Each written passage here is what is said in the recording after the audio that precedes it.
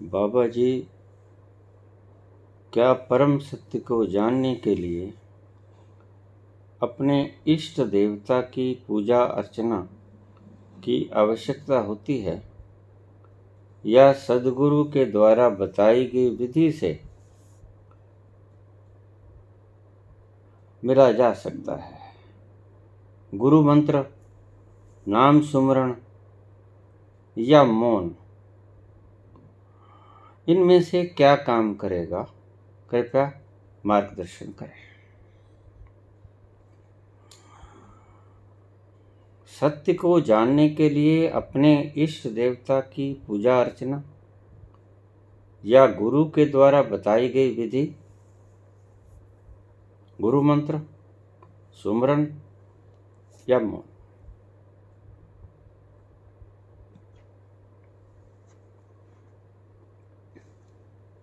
प्रश्न पूछा है जोगिंदर सिंह, हरियाणा, फरीदाबाद।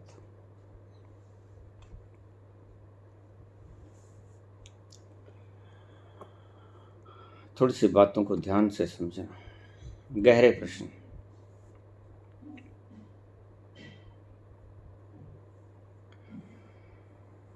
गुरु अगर अज्ञानी है, गुरु ने अगर स्वयं ने नहीं पाया है, तो उससे अच्छा मूर्ति अच्छी। धन्ना पत्थर में से पा लिया करता है। पत्थर आपको पहुंचा देगा, मूर्ति आपको पहुंचा देगी। जैसे काली की मूर्ति ने रामकृष्ण को पहुंचा दिया। लेकिन एक बात को ध्यान में रखना, मूर्ति सविकल्प समाधि तक पहुंचा देगी। भावावेश में श्रद्धा से लीन तुम इतने तन्मय हो जाओगे, नाचने लगोगे, कूदने लगोगे, कीर्तन करने लगोगे, गुनगुनाने लगोगे, भजन, ये सभी कुछ होगा श्रद्धा के कारण। नाच उठेगा, गायन उठेगा।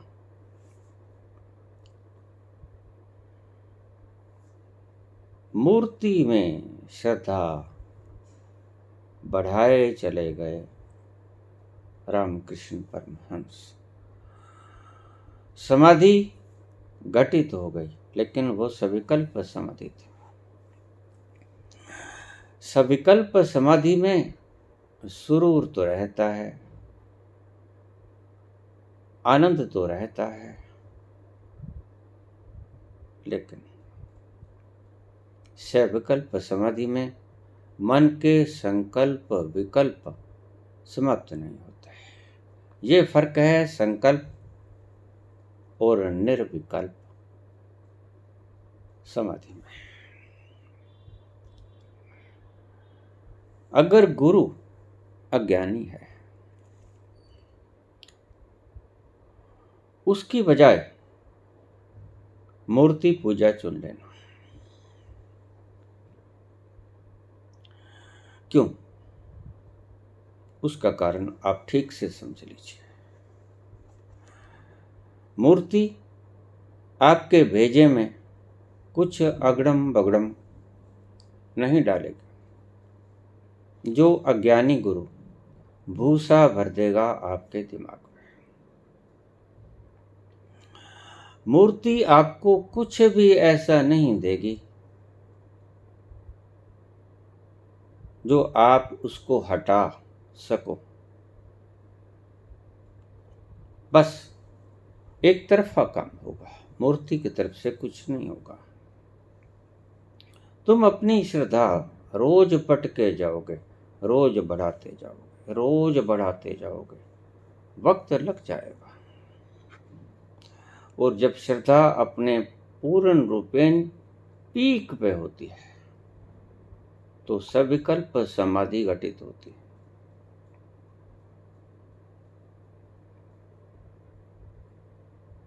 लेकिन मूर्ति आपको खुशी जरूर दे देगी, सविकल्प समाधि तुम्हें अवश्य दे देगी।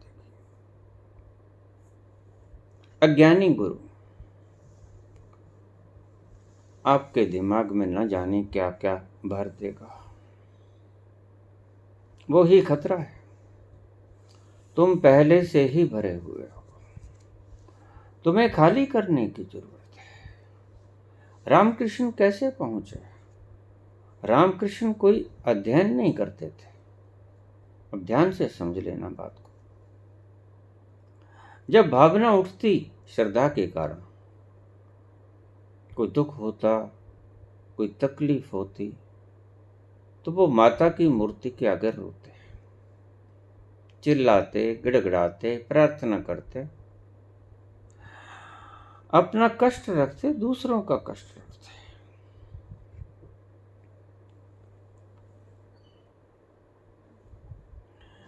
मैंने रामकृष्ण परमहंस की जीवनी जब पढ़ी, उसमें एक जगह वो बोलते हैं, उनका कोई दोस्त था, बीमार था, बहुत बीमार था, करीब करीब मृत्यु शैया पे था। तो रामकृष्ण परमहंस पुकार के कहते हैं मां से, हे माता, इसे ठीक कर दे, मैं तुझे सभा आने का प्रसाद बांटूंगा। यही कुछ तो आप कर रहे हो, यही कुछ वह व्यक्ति कर रहा है जिसे आप राम और कृष्ण दोनों के बराबर कहते हो। फर्क क्या हुआ? ऊपर से कोई फर्क नहीं हुआ, भीतर से बहुत बड़ा फर्क है। ये सविकल्प समाधि में बोले गए शब्द हैं। आपके शब्द मोह से बंधे हुए हैं, वह शब्द करुणा से आए हैं। आपके शब्द मोह से आए हैं, आपके शब्द बंधन से आए हैं। रामकृष्ण के शब्द करुणा से आए। मां, उसकी बीमारी को ठीक कर दे, मैं सभा आने का प्रसाद बांटूंगा तेरा। बाहर से देखने पे अगर कोई व्यक्ति कहता है कि मैं माता तेरा जागरण करवा दूंगा, या मैं सवा मणि कर दूंगा हनुमान जी, या मैं किसी देवता की कोई सुख पूरी कर दूंगा, कोई मन्नत मांग लूं, तो मेरा ये काम कर दे। देखने में एक सा लगेगा, लेकिन भीतरी बहुत फर्क है। बात गुरु पे आ जाए। मूर्ख गुरु यानी अज्ञानी गुरु के पीछे अगर लगोगे, ये गुरु मंत्र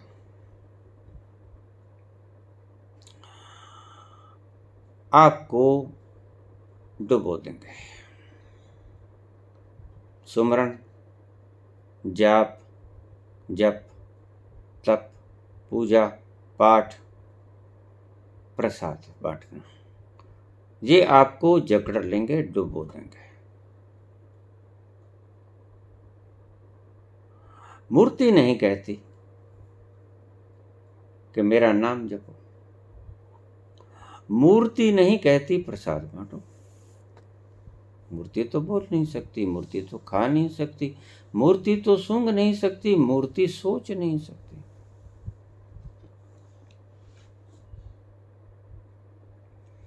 और रामकृष्ण कहते हैं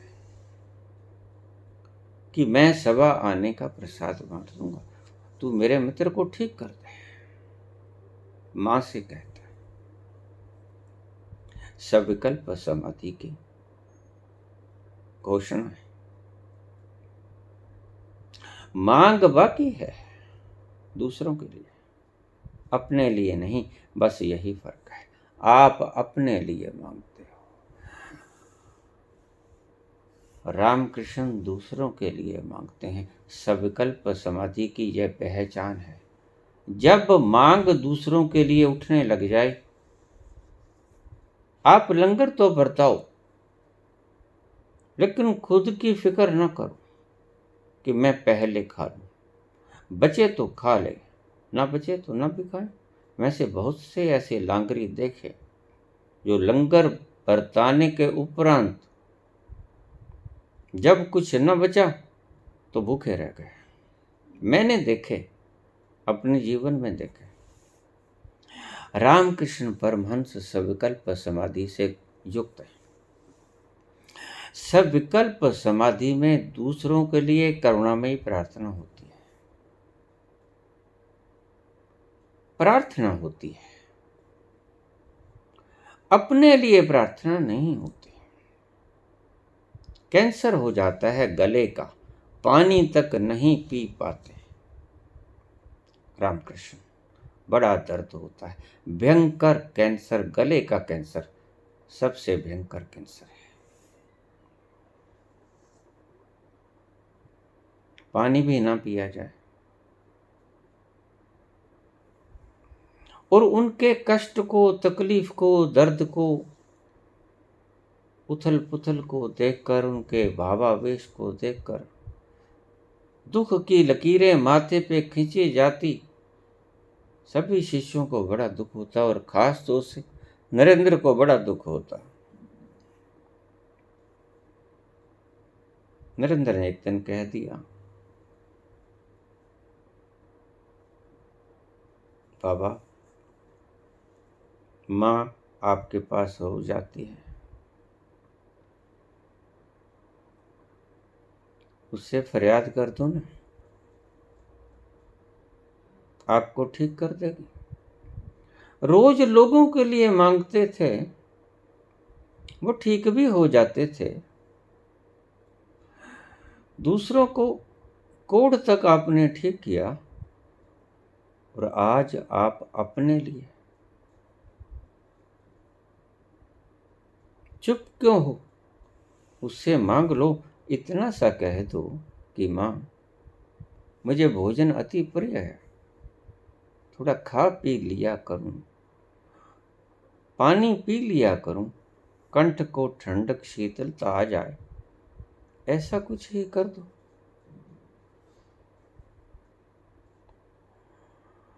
बात न सुनी रामकृष्ण ने, दुखी हो गए। विवेकानंद एक दिन तैश में आकर बोले कि बाबा, हमसे आपका दुख नहीं सहन होता, आज माता से तुम्हें कहना ही होगा। अब तक हमने सहन किया, आपका कष्ट हम देख नहीं पाते। अब आज तो आप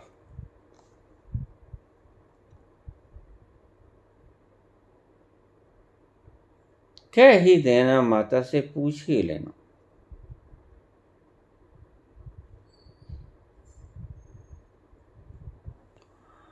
अरे अच्छा बच्चे, तू कहता है मैं पूछ लूंगा, इतनी जिद काहे की है?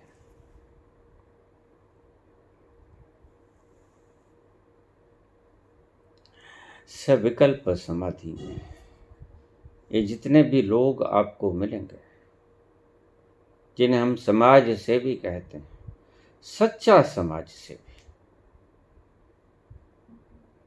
इनको सविकल्प समाधि बहुत शीघ्र मिल जाया करती है। सविकल्प समाधि का मूल मंत्र है दूसरों की सेवा करना।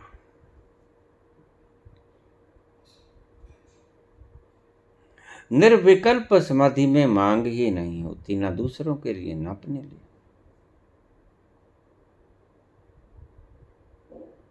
निर्विकल्प समाधि में बात साफ हो जाती है, दूसरा है ही नहीं। जब है ही नहीं तो मांगूं किसके लिए और किस से मांगूं? भक्त और भगवान का भेद मिट गया, भेद रहित हो गया ये अस्तित्व। कौन मांगे, किससे मांगे, किसके लिए मांगे?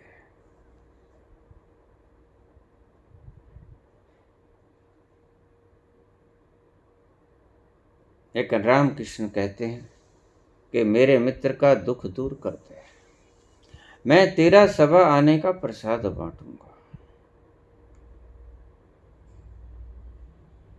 सविकल्प समाधि की घोषणा है, ये लक्षण है।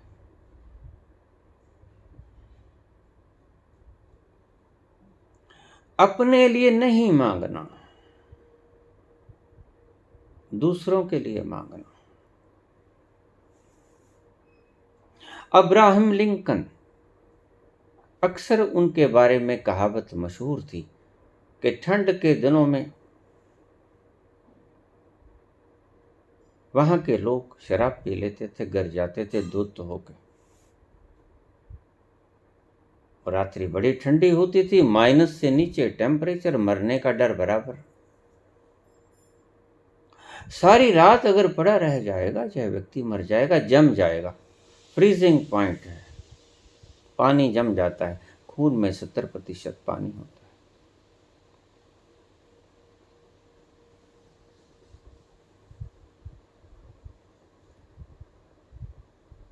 और फिर नमकीन खून जल्दी जमेगा, तो वो उसे उठाता और उसके घर छोड़ के आता, पूछ पूछ के। कोई साधन नहीं, कोई व्हीकल नहीं, अपने कंधों पे उठाता, एक लोथ की तरह, क्योंकि उसे तो कोई होश नहीं होता था। पूछ पाछ के उसका रास्ता, कई आदमियों से दिखला के उसका चेहरा कि भाई ये कौन जानते, उसको उसके घर तक पहुंचा के आता। नहीं तो सुबह वो मरा मिलता। बहुत से दूसरी सड़कों पे मरे मिलते, जहां तक अब्राहम लिंकन की पहुंच नहीं थी। सविकल्प समाधि की ये लक्षण थे, और सविकल्प समाधि में जो व्यक्ति चला जाता है वो भविष्य की घटनाओं को देख सकता है। वो उस बॉर्डर लाइन पे आ जाता है जिसको हम कॉस्मिक अनकॉन्शियस और कॉस्मिक कॉन्शियस मन के बीच की बॉर्डर लाइन, सीमा। एक पांव इधर किया कॉस्मिक कॉन्शियसनेस में, सामूहिक चेतना में, एक पांव इधर किया सामूहिक अचेतना में। जितने भी भविष्यवाणियां होती हैं, चाहे वो नास्त्रेदम ने की या किसी ने भी की, या किसी भी ऐसे व्यक्ति को जो कि उस तल पर पहुंचने के योग्य हो गया, उसको दिखाई पड़ा कोई सीन, कोई दृश्य, वो ठीक हो जाता है, तो समझ ले कि ये उस तल पर जाकर देखी गई घटना है। कई बार अकस्मात भी ऐसी घटनाएं घट जाती हैं, अकस्मात, लेकिन वो पक्के तौर से नहीं होती। सबकल्प समाधि में पक्के तौर से होती है। देख सकते हैं, देखना चाहें ना चाहें उनकी मर्जी। क्योंकि व्यक्ति अगर किसी सिद्धि को पा लेता है तो उस सिद्धि का प्रयोग करे ना करे ये उसकी मर्जी होती है। सिद्धियां उस पर बंधन नहीं बनती।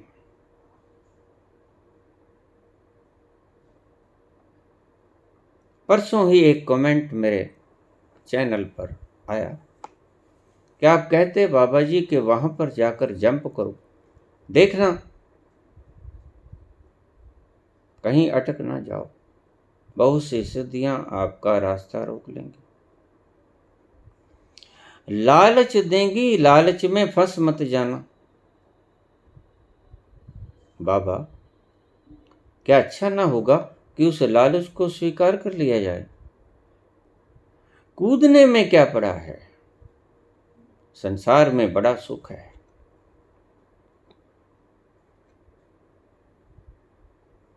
मैं उनको क्या जवाब दूं?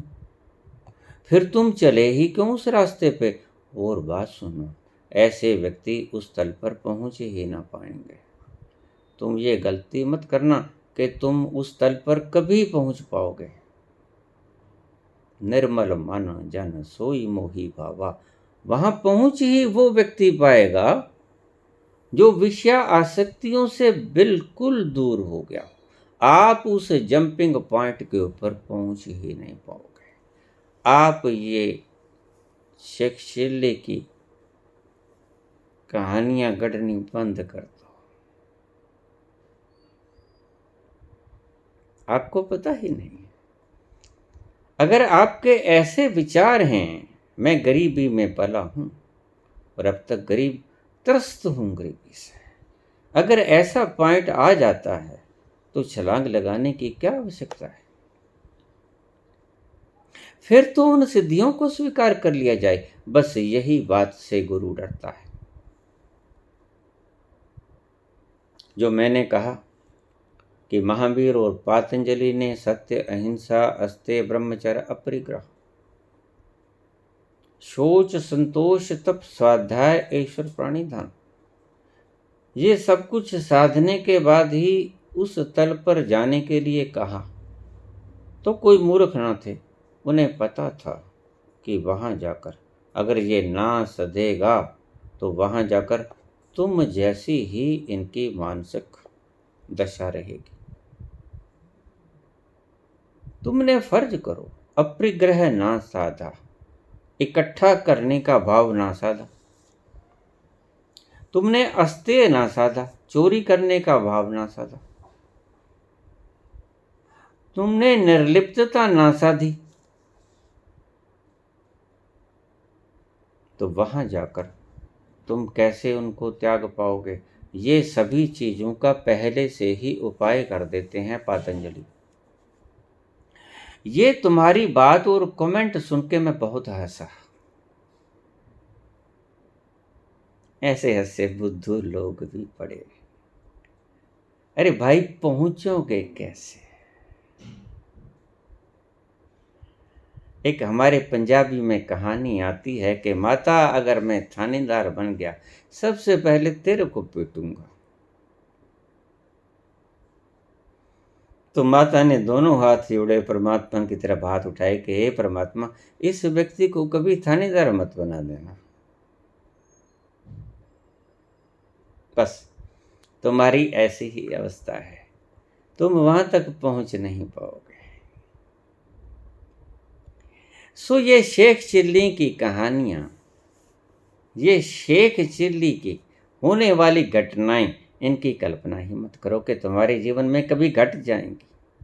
ऐसी घटनाएं घटती हैं परम तृप्त लोगों के साथ, जो इतने तृप्त हो गए हैं, जो गले तक खा चुके हैं तरह तरह के 56 भोग, इतने व्यंजन खाए हैं। अगर आप उनके सामने कितनी ही थालियां भोजन की क्यों ना रख दो, वो मुंह फेर लेंगे। और आपकी मनोवृत्ति अभी ये है। एक कवि बैठा चंद्रमा को निहार रहा था। आह, पूर्णिमा का चंद्रमा, आज तो ऐसा निखार जैसे मेरी प्रेमिका सुमुखी के मुंह के ऊपर होता है। तेरी शीतल शीतल रोशनी। कविताएं गा रहा था। वहां से गुजर रहा था एक भूखा व्यक्ति। उसने कहा, आज आसमान में रोटी थोड़ी बड़ी है। देखने के ढंग है। वो मूर्ख न थे, वो समझदार थे कि अगर ये सभी चीजें ना साधी गईं तो उस टर्निंग, उस जंपिंग पॉइंट के ऊपर आकर ये तुम्हारी सभी वासनाएं उन सारी सिद्धियों को पकड़ लेंगी और वापस आ जाएंगी। पॉइंट ऑफ नो रिटर्न की बजाय पॉइंट ऑफ रिटर्न हो जाएगा और सदा के लिए आप कभी वापस नहीं मुड़ सकोगे। वो भली भांति जानते थे, तभी उन्होंने उपाय किया। और देखिए, बात सुनिए, जो मैंने ये बात कही, ये ऐसे मनोवृत्तियों वाले व्यक्ति के लिए नहीं कही। आपके पास तो धन भी आ जाए तो भी जरूरत कहाँ पूरी होती है। जरूरत पूरी हो जाए तो वासना कहाँ पूरी होती है जोड़ने की। आपके लिए बात मैंने कही नहीं। ये बात कही अष्टावक्र ने, और कही किसको? राजा जनक को, जो महादानी थे, जो रोज बांटते थे। बांटते ही चले जाते थे। उसको ये बात कही। मैंने भी कथा अष्टावक्र और जनक की सुनाई, और आप कमेंट कर रहे हो कि बाबा जरूरत क्या है।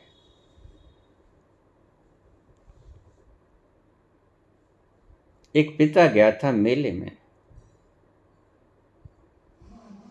सारा सामान जो जरूरत था खरीद लाया था। आते हुए बाजार से राशन पानी खरीद लाया था। घर आया तो बाप से पूछा छोटे बच्चे ने, पिताजी मेले में गए थे, क्या खरीद के लाए। उसने कहा, पुत्र जो आवश्यकता थी घर की सब कुछ खरीद लाया। उसने कहा, पिताश्री फिर लाओ मेरे खिलौने। तो खिलौने तो भूल गए।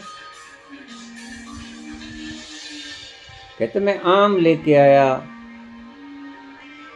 मैं आटा लेके आया, मैं घी लेके आया, चीनी लेके आया, गुड़ लेके आया, वो लेके आया, सब कुछ लेके आया। वो कहते अगर तुम खिलौने नहीं लेके आए तो फिर कुछ भी नहीं लेके आए, सब कुछ मेरे लिए बेकार। मैंने बहुत बार बोली है ये बात।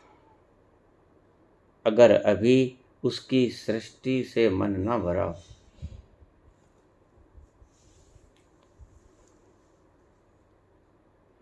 तो भोग लेना, खूब भोगना। आपके पास समय बहुत और उसके पास द्रव्य बहुत।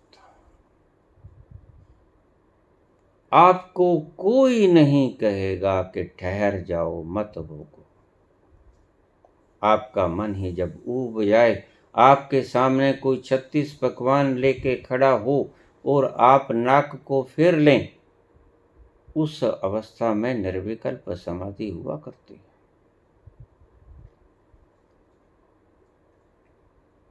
आपने बिल्कुल ठीक प्रश्न पूछा है। ईमानदार अपनी मन की भावनाओं को ठीक से प्रकट कर दिया। लोग तो ऐसे हैं, बाहर से दानी दिखाते हैं, भीतर से लुटेरे होते हैं। आपने अपनी भावनाओं को बिल्कुल ठीक ठीक से बाहर विश्लेषित कर दिया। कम से कम ईमानदार तो हो।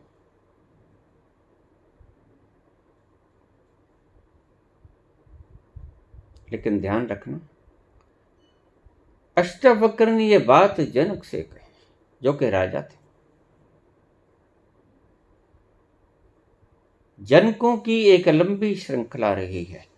पता नहीं कौन से जनक थे जिनको अष्टावक्र ने ज्ञान दिया। जो सीता के पिता थे वो भी जनक थे, लेकिन जनक एक नहीं हुए। जनक की श्रृंखलाओं में 19 जनक हुए, 19 जनक, और सभी राजा थे। तीर्थंकरों की श्रृंखला में 24 तीर्थंकर हुए, जैसे हमारे गुरुओं की श्रृंखला में 10 गुरु हुए। अष्टावक्र का ज्ञान बहुत रेयर पर्सन्स के लिए है। मैं कहूँगा रेयरेस्ट पर्सन्स के लिए है, सभी के लिए ये ज्ञान नहीं है। इसीलिए कृष्ण की गीता, अष्टावक्र की महागीता, क्या फ़र्क है दोनों में? बड़ा शॉर्टेस्ट मेथड है। मुझे कल बहुत से फ़ोन आए, बाबा इतना सुंदर शॉर्टकट आपने पहले क्यों नहीं बताया?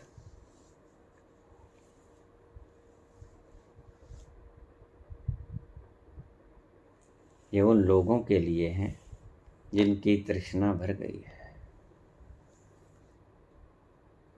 जिनके सामने 36 प्रकार के भोजन लिए थाली में आप खड़े हो जाओगे और वो मुख फेर लेंगे।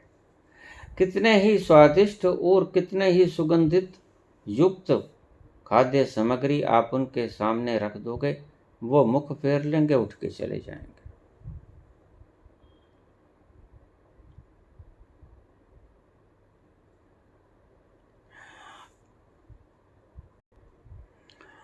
बात एक ही है। पतंजलि बिल्कुल कायदे से शुरू करते हैं।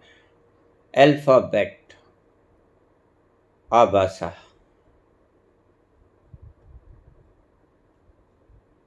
लेकिन अष्टावक्र शुरू ही तो पीएचडी से करते हैं।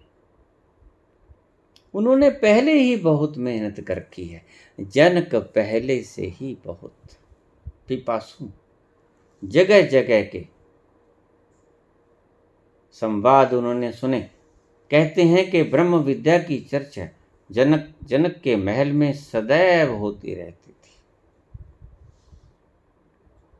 कितना सुंदर महफिल सजा होगा। रोज कानों में पड़ी होगी झंकार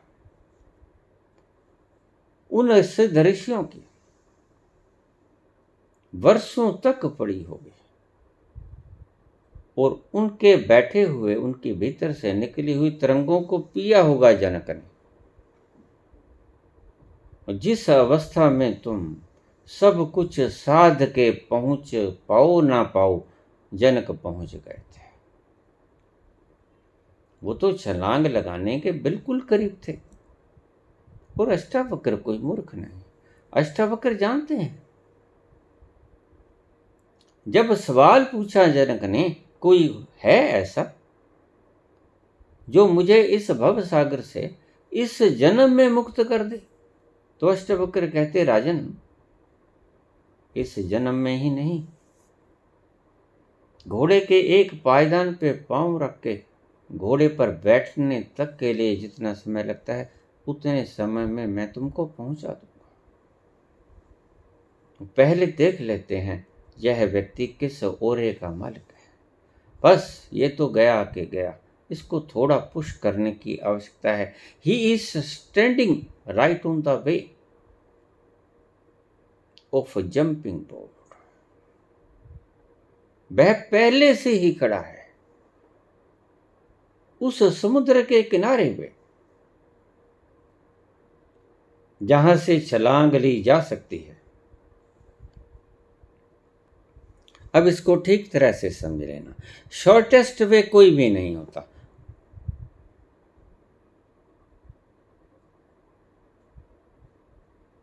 जो कुछ करके, जो कुछ साध के आप उस जंपिंग पॉइंट पे पहुंचोगे,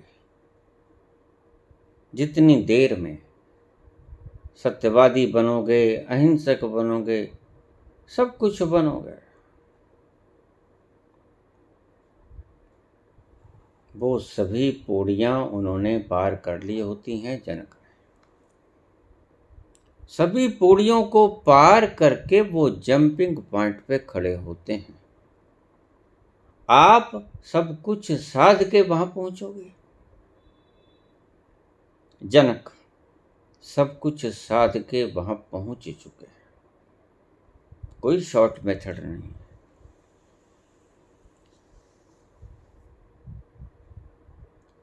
जनक सिर्फ रस बताते हैं। जनक सीधा सीधा कहते हैं, तुम देह नहीं हो, तुम देह से परे दृष्टा हो। तुम ये इंद्रियां नहीं हो, तुम इंद्रियों के सुख नहीं हो, तुम इंद्रियों के सुख के दृष्टा हो। तुम बोलते नहीं हो, तुम इस बोलती हुई जुबान को देखने वाले दृष्टा हो। तुम सोते नहीं हो, तुम इस सोने वाले शरीर के दृष्टा हो।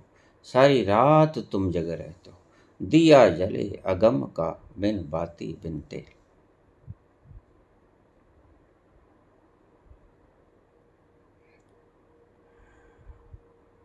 ऐसा नहीं कि पतंजलि नहीं जानते, कृष्ण नहीं जानते, सभी जानते हैं। लेकिन एक व्यक्ति तो अभी बिल्कुल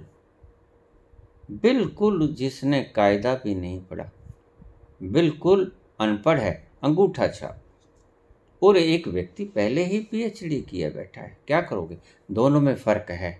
वो लांग चुका सारी क्लासेस चेतना की। जो कुछ आपने इंफॉर्मेशन इकट्ठी कर ली हैं वो कर चुका, वो उस लेवल पे आ गया। उसको समझाने की आवश्यकता नहीं कि कै कमल होता है कि कै कलम होता है। वो तुम्हारी सब मूर्खताओं से ऊपर उठ गया। उसको ये कायदा मूर्खताएं लगनी शुरू हो गई। हैं भी मूर्खताएं, आप जरा सोच के देखना। क्या ए अनार के लिए होता है सिर्फ? क्या ख खरगोश के लिए होता है सिर्फ? क्या ग गमले के लिए होता है सिर्फ? गणेश के लिए ग नहीं होता।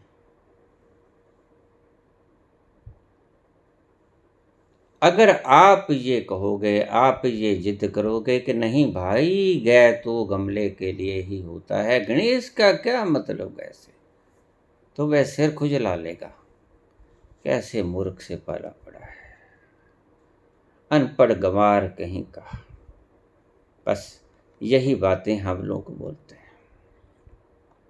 जो तुम्हारी भावनाएं त्रस्त होती हैं, जो तुम्हारी भावनाएं तड़क तड़क करके टूट जाती हैं, हम देख लेते हैं तुम्हारी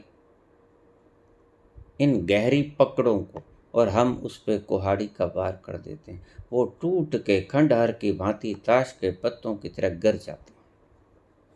तुम रोते चिल्लाते हो कि ए अनार था,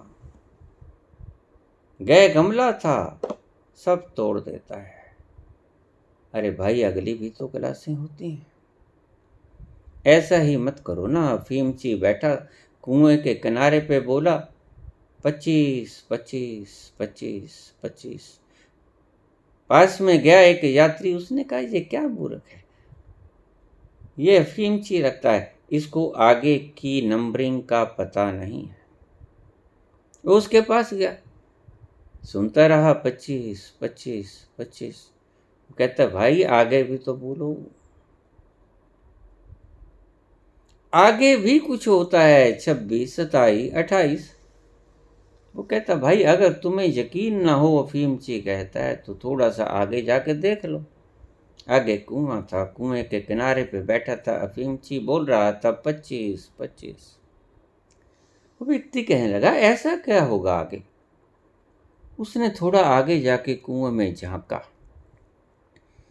पीछे से अफीमची ने धक्का दे दिया, बड़ी शांति से बैठ गया।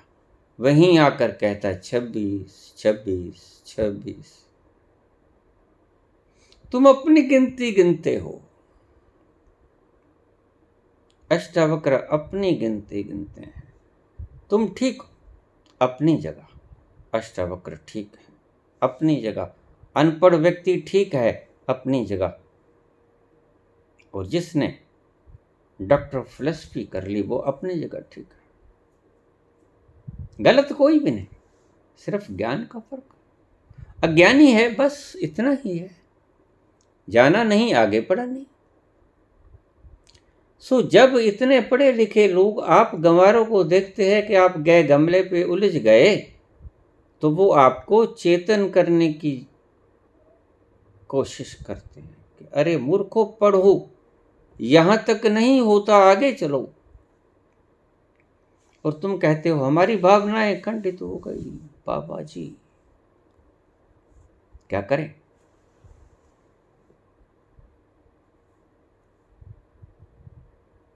तो किसी ने प्रश्न पूछा है आज कि शिवलिंग क्या होता है, कृपया इसके ऊपर एक वीडियो डाल दीजिए।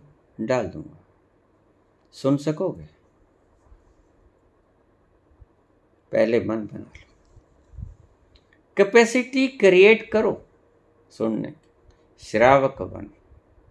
श्रावक का अर्थ ही ये था कि जो चीज तुम्हारे विपरीत पड़ जाए उसको भी सुनने की क्षमता रखो। आप सुनने की क्षमता कहाँ रखते हैं? जब कहीं मैं बोलता अपने अनुभव से हूं, मुझको कोई सिखाता नहीं है।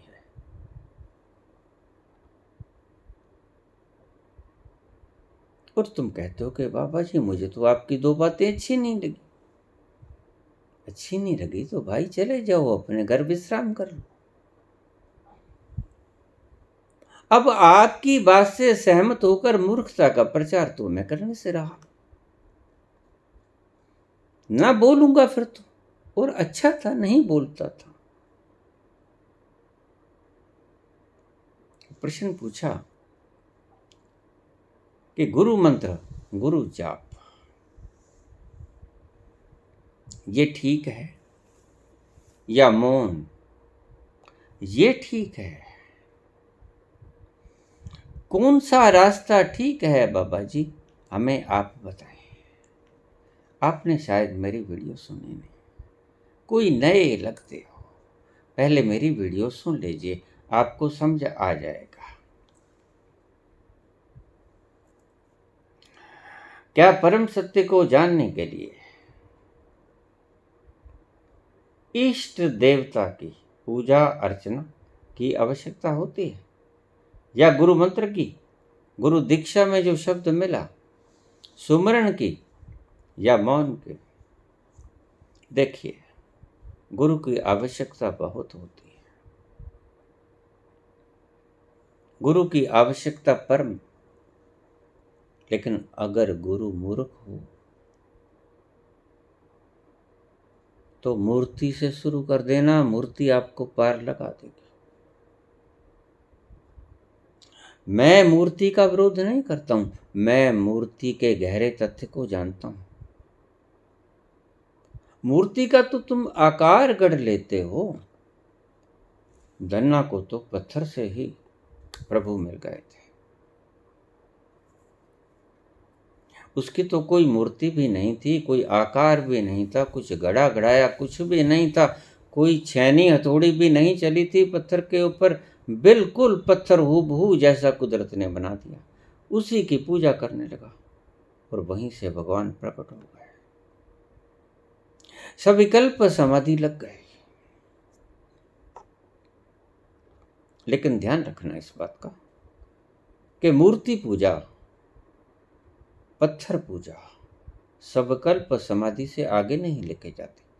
तुम श्रद्धा से झूम झूम जाओगे, नाचोगे, गाओगे, जश्न मनाओगे, लेकिन निर्विकल्प का वो परम आनंद कभी नहीं पा सकोगे। यही हुआ रामकृष्ण परमहंस के साथ। कोई व्यथा मन में कचोटती रहती सदा ही, यद्यपि बड़ा प्रसन्न था, बड़ा मगन था, मीरा की तरह। उसकी मगनता का कोई अंत नहीं, उसकी भावनाओं का कोई अंत नहीं।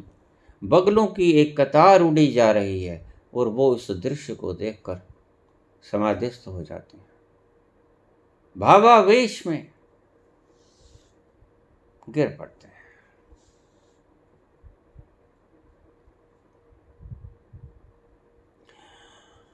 अगर आप इष्ट को,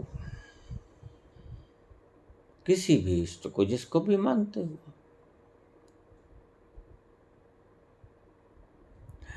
हमारे सनातन में 33 करोड़ देवी देवता थे, आज पता नहीं कितने घटे कितने बढ़े, ये सनातन धर्म के संयोजकों को पता है। लेकिन उनमें से कोई भी मूर्ति ले लेना,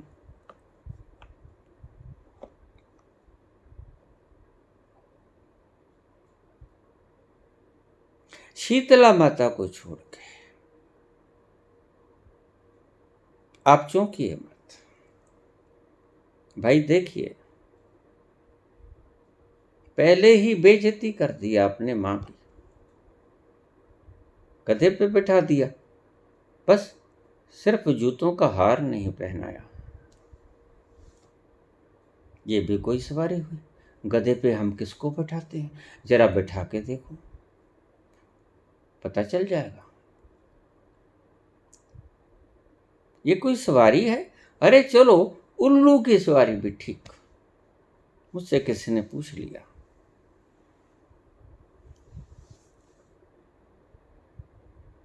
कि ये इतनी बड़ी संपत्ति की मालिकिन लक्ष्मी,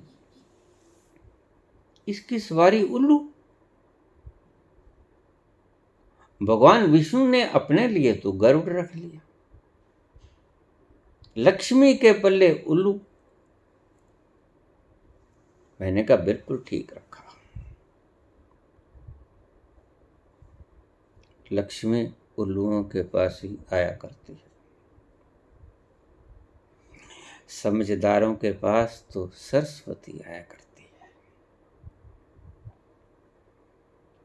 लक्ष्मी उल्लुओं के पास आती है, चोरी छिपे आती है, रात में आती है। इसका अर्थ काले कारनामों से आती है।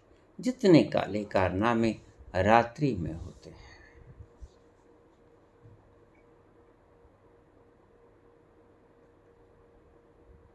ब्लैक एक्शन से आते हैं, काले कर्मों से आते हैं, कुकर्मों से आती है लक्ष्मी।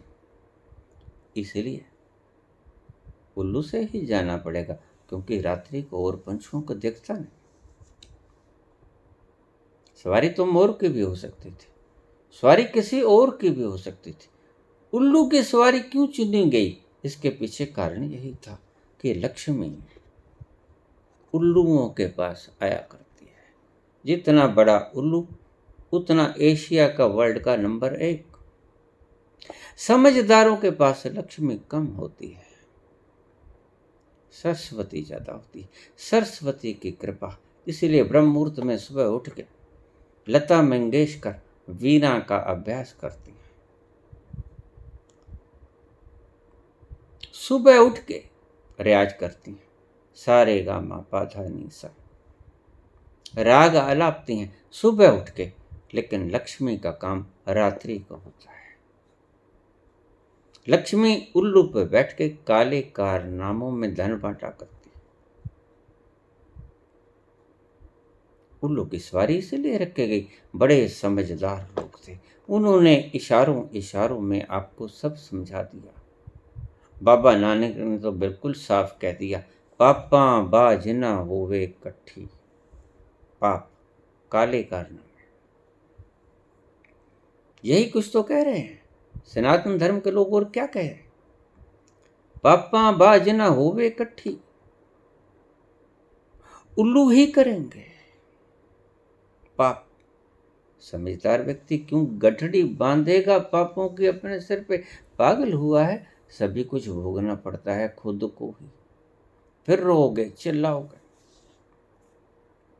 बहुत लोग मुझे पूछ लेते हैं, तरस आता है इस पर बेचारे के दोनों हाथ नहीं है, पाँव नहीं है। मैंने कहा आता है, घर बदल लिया है, थोड़ा पुराने घरों में जाओगे समझ आ जाएगी। इसके ही पुराने घरों में जाओ, समझ आ जाएगी। धृतराष्ट्र ने यही किया था, भगवान मैं राजा भी हूं और मैं अंधा भी हूं। तो जब अपने पिछले जन्म में कृष्ण ने भेजा तो पाया कि रसोईया है एक टिड्डा, जिसको हम रब का कूड़ा कहते हैं, वो उड़ रहा है, सुंदर बड़ा होता है देखने में। पीछे पीछे वो टिड्डा उड़ता उड़ता उड़ता उड़ता, वो पीछे पीछे थक गया रसोईया। उसने एक छठी ले ली। उसने कहा ये नहीं, ऐसा नहीं होगा, जहां बैठेगा वहां इसको छठी दूर से मार देंगे, इसको बैठने नहीं देना है, ये थक जाएगा, शरीर भारी होता है टिड्डे का, गिर जाएगा हाँफ के, फिर इसको फिर सिखाऊंगा सबक। ऐसा ही हुआ, जहां बैठता टिड्डा हाथ तो पहुंचता नहीं था, छठी पहुंच जाती, छठी मारता जोर से, टिड्डे को फिर उठना पड़ता। ज्यादा देर ना लगी, टिड्डा हाँफ गया, नीचे गिर गया। फिर उसने पकड़ लिया, गुस्सा था, क्रोध था,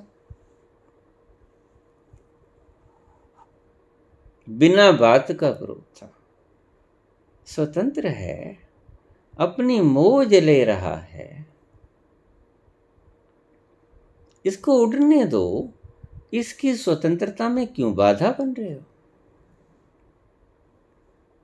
सीता के पास स्वर्ण मृग फिर रहा था। बड़ी प्यारी घटना है। तो सीता कहने लगी भगवान राम से, प्रभु मुझे ये स्वर्ण हिरण बहुत सुंदर लगता है, मुझे पकड़ दो ना इसे। तो भगवान राम कहने लगे, प्रिय क्या करोगी? स्वतंत्रता से फिर रहा है, खा रहा है, घूम रहा है, अच्छा लगता है इसे ये बाग बगीचा घूमना, इसकी स्वतंत्रता में बाधा काहे पड़े हो? स्वतंत्र प्राणी है, क्यों छीनती हो इसकी स्वतंत्रता? तुम्हें पता है किसी की आज़ादी को छीनना पाप होता है। सीता ने कहा ठीक है प्रिय, लेकिन मैं इसकी स्वतंत्रता में बाधा नहीं बनूंगी। मैं इसको पालूंगी, खिलाऊंगी, नहलाऊंगी, फूलों की माला डालूंगी, सजाऊंगी, इसको खाने को दूंगी अच्छा अच्छा सामग्री, और फिर इसके साथ खेलूंगी। मेरा वक्त व्यतीत हो जाएगा, मुझे अच्छा लगता है। और सिर्फ इसी के कारण वो अपहृत हुई।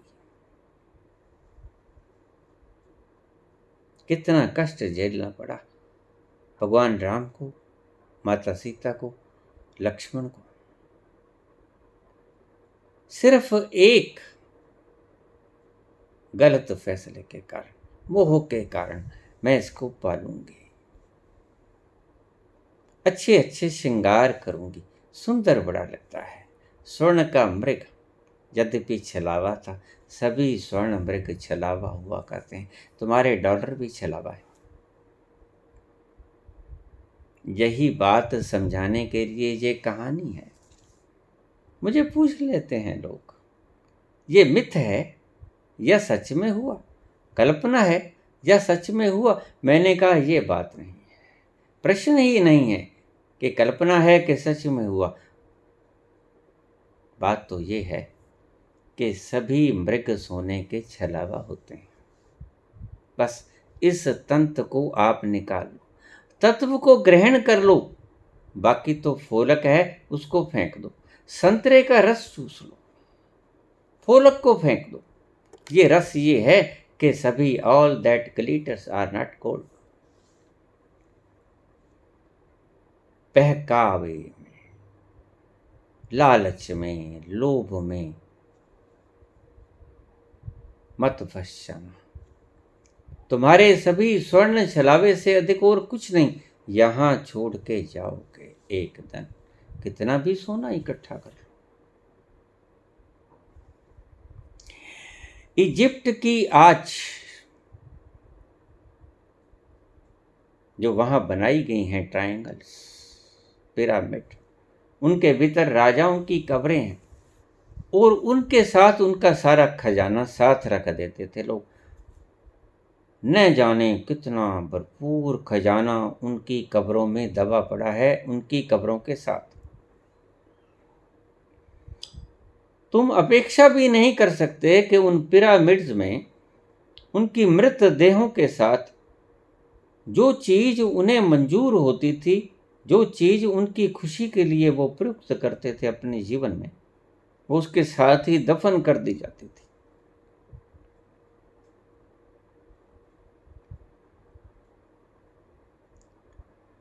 ये मोह है, क्योंकि सोने का मोह था तभी तो सोना इकट्ठा किया।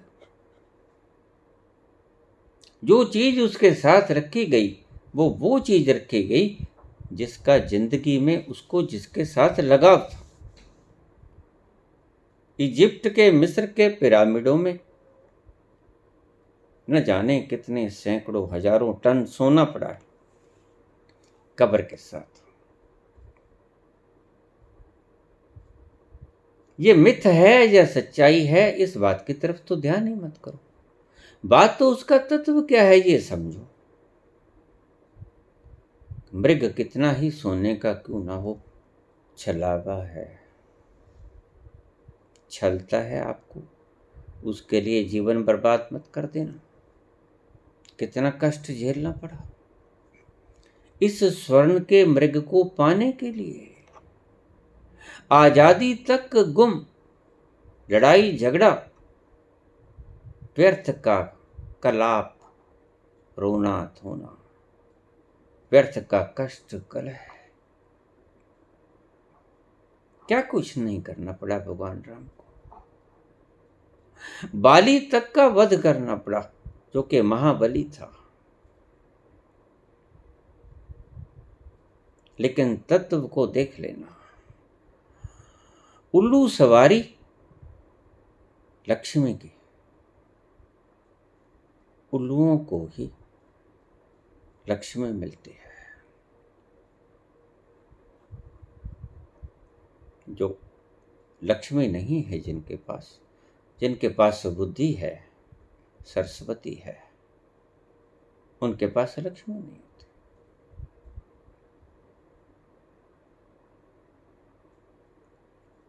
सो सीता का ये प्रसंग सिर्फ हमें यही सिखाता है कि स्वर्ण मृग सिर्फ एक छलावा है। इस छलावे में उलझ मत जाना, इतने कष्ट भोगने पड़ेंगे। कितने भोगे कष्ट।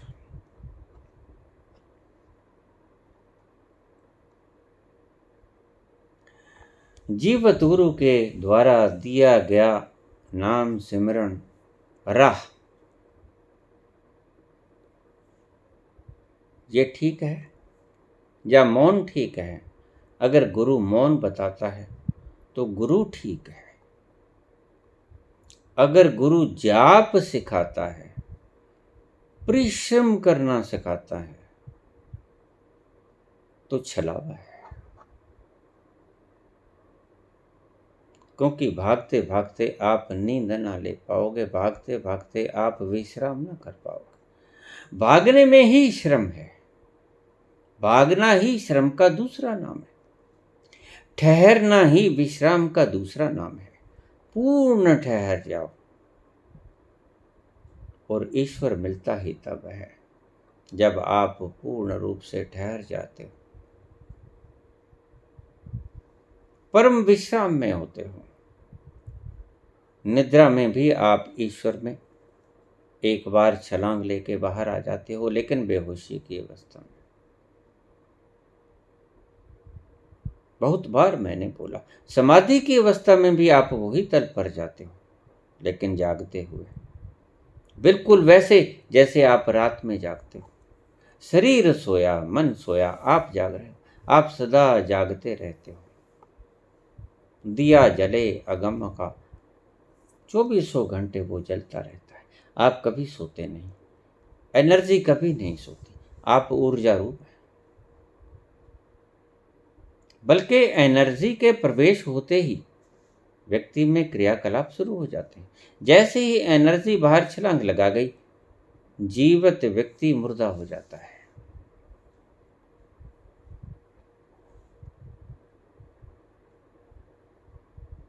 इष्ट साधना ठीक, या गुरु के द्वारा दिया गया नाम सुमरण कोई विधि, या मौन ठीक? पहली बात, अगर गुरु अज्ञानी है तो वो आपको नाम सुमरण ही देगा।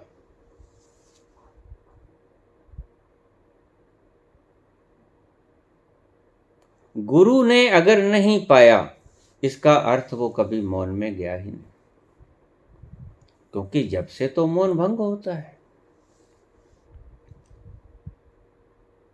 वो आ रहे हैं, सांसों जरा आहिस्ता चलो। वो आ रहे हैं, सांसों जरा आहिस्ता चलो। धड़कनों से भी इबादत में खलल पड़ती है। अगर इबादत करना चाहते हो और धड़कनों का शोरगुल नहीं होना चाहिए, और आप तो ऊंचे ऊंचे लाउड स्पीकरों में नाम जप करते हो। ये स्पीकरों में इतने इतने भाषण देने वाले ज्ञानी पुरुष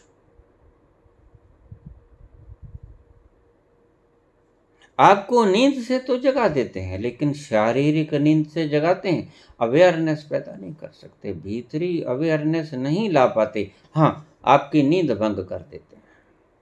जो वेला सोने की थी, उस वेला में आपको जगा दिया करते हैं, और बड़ा पुण्य प्रताप समझा करते हैं अपने आप को, मैंने पुण्य अर्जित किया। सारी सारी रात जगाते हो आप, वृद्धों को, बच्चों को, बीमारों को, और खुद को पुण्यों से युक्त समझते हो। खुद तुम कुछ भी समझते रहो, तुम्हारे समझने से न्याय नहीं होता। ईश्वर की बनाई प्रणाली से न्याय और अन्याय का फैसला होता है। तुम रात को जागते हो, पुण्य किया पाप किया तुम्हें कुछ नहीं पता, प्रकृति को पता है।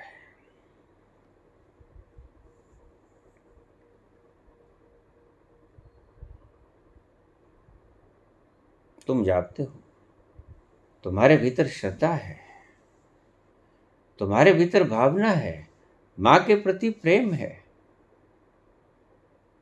तो बंद कर दो इन स्पीकर्स को, थोड़ा धीरे गुनगुना लो, और गुनगुनाना भी क्यों है, मौन में उतर जाओ। यही है रास्ता जो तुमने पूछा। अगर कोई गुरु आपको मौन नहीं सिखा पाता तो मूर्ति पूजा कर लेना, ज्यादा बेहतर रहेगा। वो आपको कम से कम सविकल्प समाधि तक तो ले जाएगा, फिर कोई मिल जाएगा। सविकल्प समाधि के बाद आपने उसका स्वाद चखा, लेकिन अखंड स्वाद न था, टूट टूट जाता था। अब टूट ही गया। जब रामकृष्ण ने कहा मैं तेरा सभा आने का प्रसाद बांट दूंगा, तो उसको ठीक कर दे, सविकल्प समाधि का स्वाद टूट गया। निर्विकल्प समाधि के भीतर फरियाद नहीं चलते।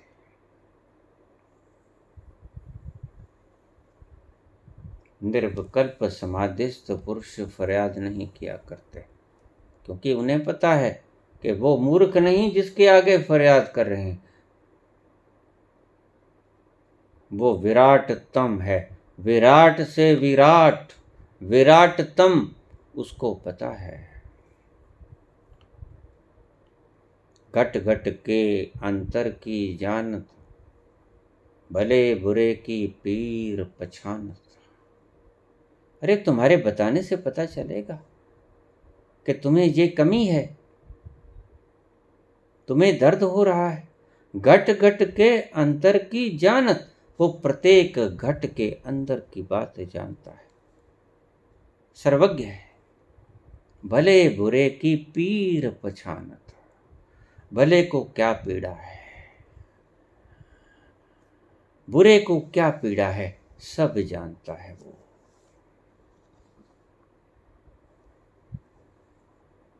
अगर गुरु अज्ञानी मिल जाए, इसलिए मैंने कहा नाम दान भूल के भी मत ले लेना, और नाम जप भूल के भी मत ले लेना। जप करना, अगर भटकना चाहते हो तो तुम्हारी इच्छा है, हम रोकने वाले कौन। लेकिन हम जैसा तथ्य देखा, वो आ रहे हैं, सांसों जरा आहिस्ता चलो। धड़कनों से भी इबादत में खलल पड़ती है। मौन झील में छोटी सी कंकरिया मत फेंक देना, और तुम तो कंकरिया की जगह पूरा पहाड़ ही फेंक दिया करते हो मौन झील में।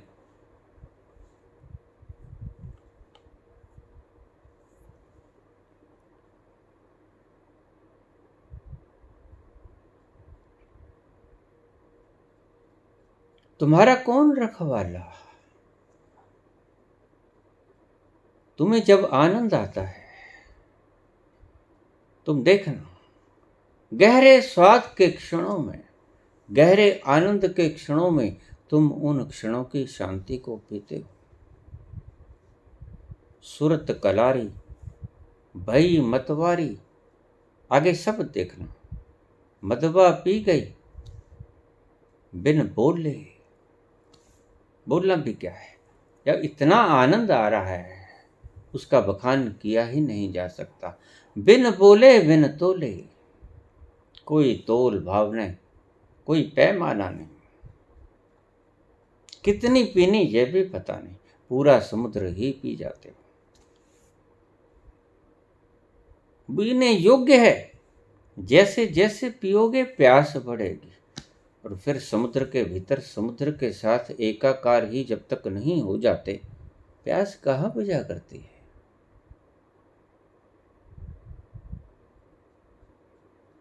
प्यास तो सिर्फ तभी बुझती है जब तुम समुद्र के साथ बूंद समानी समुद्र में समा गई, एकाकार हो गए, तुम्हारा कोई अता पता ना रहा। मुझसे लोग पूछ लेते हैं, बाबा फिर हम नहीं रहेंगे। नहीं रहोगे, घबरा जाते हैं। फिर तो किनारा ही अच्छा बाबा। ये दुखी हैं, सड़े गले जैसे हैं तो। लेकिन उन मूर्खों को क्या पता कि बूंद की तरह तुम मिटोगे, विराट समुद्र की तरह तुम जन्मोगे। द्विज इसे ही तो कहते हैं, दूसरा जन्म होगा। अभी जन्म बूंद की तरह हुआ है, फिर नया जन्म होगा सागर की तरह, समुद्र की तरह। हमने द्विज को, ब्राह्मण को द्विज समझ लिया। ब्राह्मण जाति में जिसने जन्म दिया उसे द्विज समझ लिया। ब्राह्मण के पुत्र को द्विज समझ लिया। द्विज का अर्थ यह नहीं होता, द्विज का अर्थ है द्वि, दो, जय जन्म। द्विजय जो दूसरी बार जिसका जन्म हुआ। एक तो जन्म ये, और एक जन्म उसको विलीन होने के बाद दूसरा। एक, अब तो आप बूंद हो निश्चित। आपसे आपका बूंद होना कोई नहीं छीन सकता। फिर जैसे ही आप समुद्र में गिरे, आप समुद्र हो गए, दूसरा जन्म हो गया। पहले बूंद थे, पहला जन्म, फिर समुद्र हो गए, दूसरा जन्म। इसे कहते हैं द्विज। पहले दुखी बूंद के रूप में, समुद्र के रूप में परम सुख, परम आनंद, दूसरा जन्म हुआ। कोई किसी घर या कुल में पैदा होने से द्विज नहीं होता।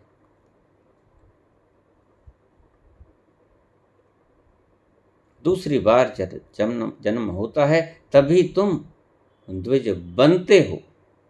अभी तुम द्विज कहलाते हो। द्विज बनते तब हो जब तुम्हारी बूंद उस समुद्र में समा जाती है।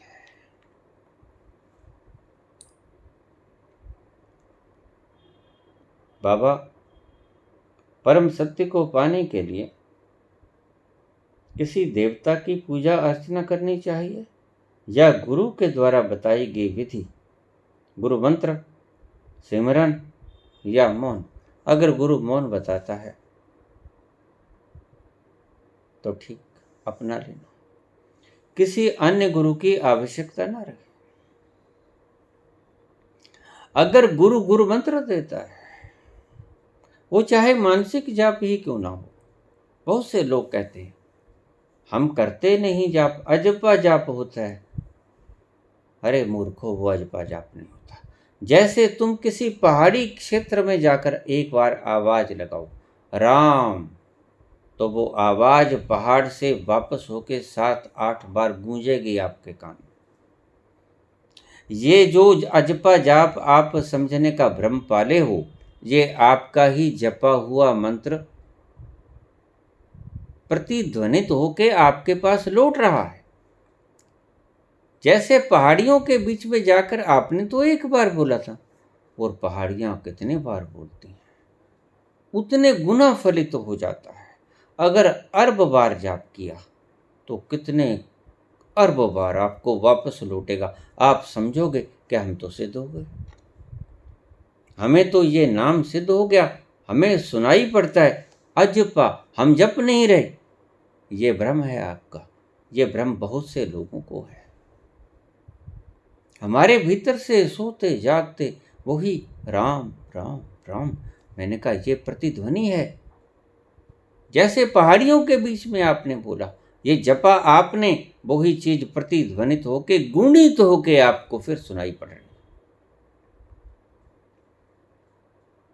ऐसी ऐसी मूर्खता की धारणाओं में लोग उलझे हुए हैं। लोग अजपा जाप इसको समझते हैं जो पहले जपा गया, आपके द्वारा परिश्रम कर लिया गया, जो आपने आवाज लगा दी पहाड़ियों में, और फिर तुम समझते हो कि सोते जागते हम तो जपते नहीं, भीतर से आता है राम राधे राधे। नहीं नहीं, ये अजपा जाप कहाँ है? अजपा जाप तो वो है जो कि खुद अस्तित्व का मालिक भीतर जप रहा है। आपने सन्नाटा देखा रात का? वो है अजपा जाप। उससे समझने की चेष्टा करना। वो किसी ने बोला नहीं, वो आपको सुनाई पड़ता है। वो किसी की प्रतिध्वनि नहीं है रात्रि का सन्नाटा, वो रात्रि के सन्नाटे की आवाज किसी ने प्रतिध्वनित नहीं की है, वो सिर्फ आपको सुनाई पड़ती है। वो दो चीजों के टकराने से जाप नहीं होता। वो ध्वनि रात्रि को जो आपको सन्नाटे में दिन में भी होती है, लेकिन जैसे दिन में तारे नहीं दिखते वैसे आपको सुनाई नहीं पड़ती, क्योंकि आप बाजार के कोलाहल में खो जाते हैं। दिन में भी अगर आप जाओगे उन खेतों खलिहानों में जहां बिल्कुल शांति है, तो आपको यही सन्नाटा वहां दिखेगा, दिन में भी सुनाई पड़ेगा। जैसे ही आप दिन में भी अगर कुएं के भीतर उतर जाओगे तो आपको दिन में भी तारे दिखेंगे आसमान में। वो कहीं खोते नहीं हैं, सूर्य की घनत्व प्रकाश के कारण वो दिखना बंद हो जाते हैं, सिर्फ जाते गए हैं, जाते वहीं होते हैं, वहीं पर स्थिर होते हैं, स्थित होते हैं। रात के सन्नाटे की तरह जो अजपा जाप हो रहा है वो आपके भीतर हो रहा है। और आप कहते हैं बाबा बहुत व्यक्ति मूर्ख बने इन बातों से, 20 वर्ष लगातार जपा, अब सिद्ध हो गया, क्योंकि जपने की जरूरत नहीं।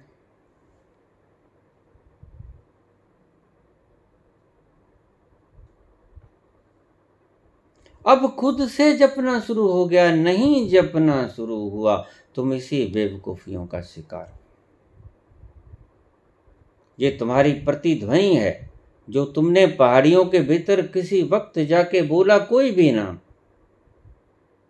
वो कितने गुणित होके आपके भीतर लौटा, अब वो खुद से चल रहा है, तुम बड़े खुश होते हो, मेरे सिद्ध हो गया मंत्र, अजपा जाप चल पड़ा। ये अजपा जाप नहीं, अजपा जाप तो वो हो जो आपने पहले कभी जपा नहीं। फिर समझ लेना इसकी व्याख्या। अजपा जाप वो है जो आपने पहले कभी नहीं जपा, जो आपने पहाड़ियों में कुछ नहीं बोला, फिर जो आपको सुनाई पड़ेगा वो अजपा जाप होगा। सन्नाटा तो वहां भी है, वो है अजपा जाप। जो आपने कुछ बोला वो प्रतिध्वनित होकर आपको वापस सुनाई पड़ेगा, कई गुना होकर वो आपका अजपा जाप है जो आपको दिन भर रात सुनाई पड़ता है। आपने उतना ही ज्यादा जपा होगा, उतनी देर तक ही सुनेगा, वो कैथारसिस हो रहा है। जब वो खत्म हो जाएगा तो तुम्हें सुनना बंद हो जाएगा। ये कोई सिद्ध नहीं हुआ, ये अजपा जाप है ही नहीं, ये प्रतिध्वनि है जो आपने जपी किसी वक्त। अजपा जाप का फर्क आप समझ गए होंगे मेरी दृष्टि में। आपका ही जपा हुआ जाप आपके ही ऊपर जब बिखरता है, आप समझ लेते हो कि बस सिद्ध हो गया। नहीं, इन मूर्खताओं को मत पालना। उस अजपा जाप के भीतर प्रविष्ट होकर तो फिर किसी भी चीज की आवश्यकता कहाँ शेष रहती है। विलीन हो जाते हो तुम उस मस्ती के भीतर, उस सुरूर के भीतर। वो जाम ही ऐसा है।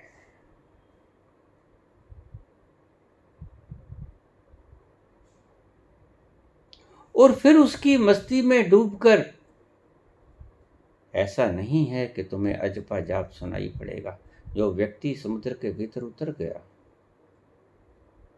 कहाँ सुनेगा उसे अजपा जाप। अजपा जाप से भी परे सुन मरे, अजपा मरे अनहद भी मर जाए, सब कुछ समाप्त हो जाता है, हो ही जाएगा।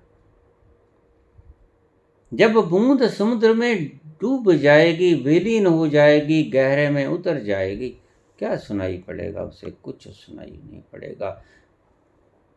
समुद्र के भीतर क्या गर्जना हो रही है, कौन सा ज्वार भाटा उठ रहा है, उसको कुछ पता नहीं चलेगा। अपनी मौज में हो,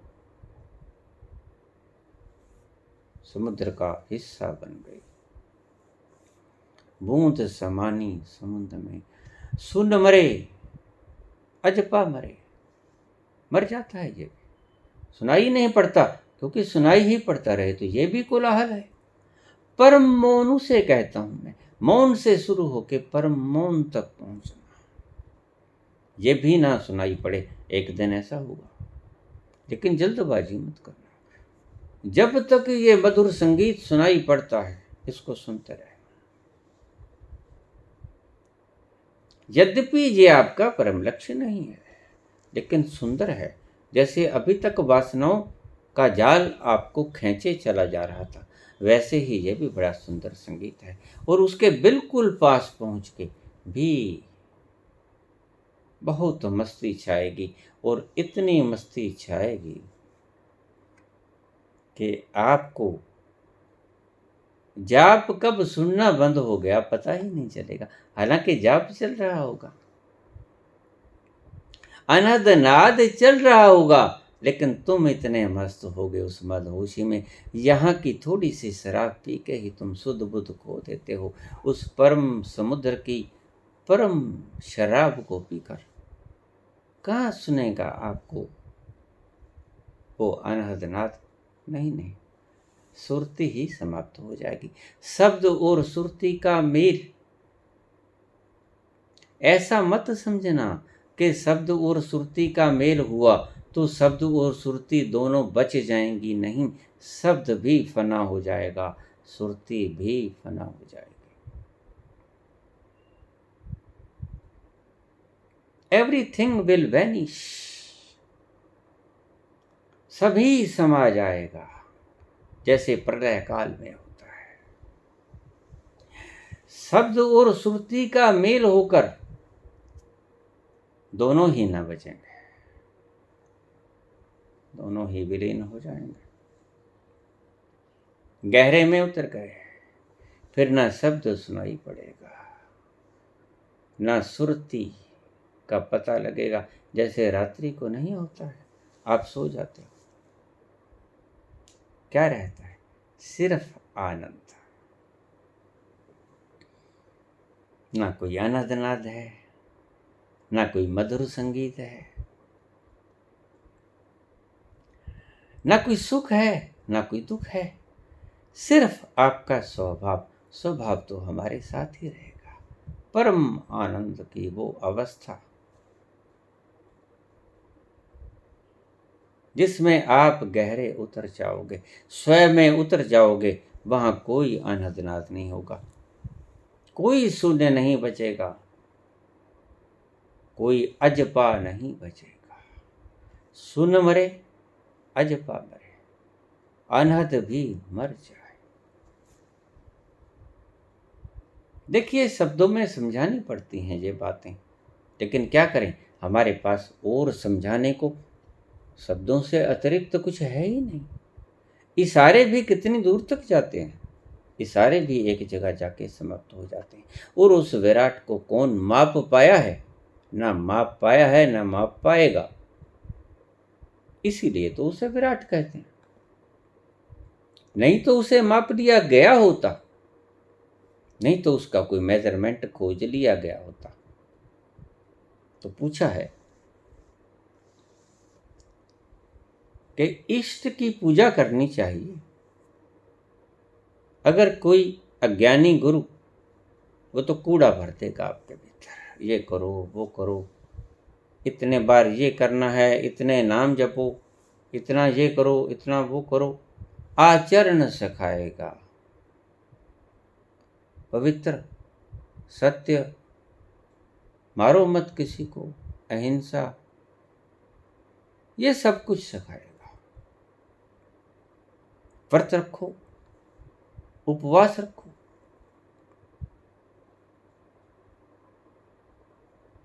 ये करो वो करो, वो करो ये करो, आप फिर उलझ जाओगे। करने को तो कुछ नहीं है, सिर्फ करना बंद कर देना है। ये कुछ कर सको तो धन्यवादी है, करने में मत उलझ जाना। तुम्हारे सभी गुरु तुम्हें करना सिखाते हैं, सभी करनों को विराम देना होगा, रुक जाना होगा, ठहर जाना होगा, फुल स्टॉप। रुक जाओ, जहां भी हो रुक जाओ।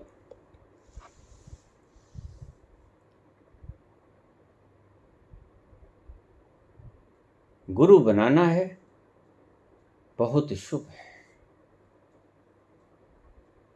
लेकिन गुरु डर लगता है।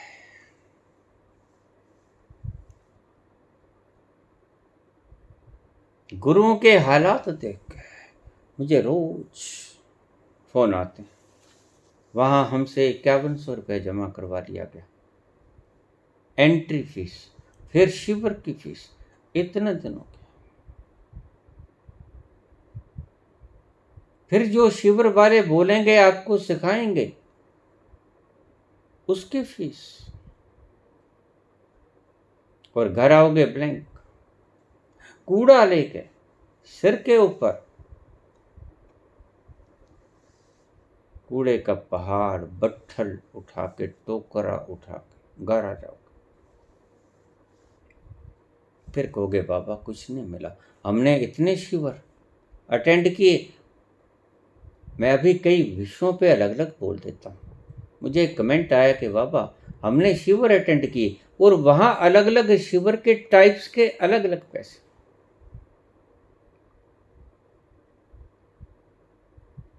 एक छोटी सी कहानी से मैं अपनी बात को समाप्त करूंगा।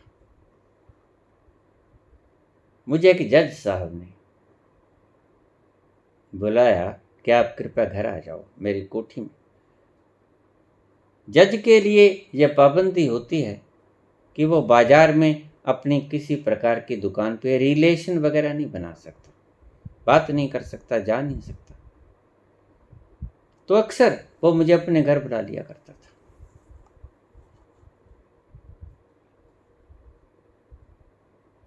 मैं चला जाता। तो जब मैं गया वहां, शायद मैं बात पहले सुना दी होगी आपको, लेकिन फिर भी सुना देता हूं। तो उसने मेरे सामने 2 जन्म पत्रियां रख दी।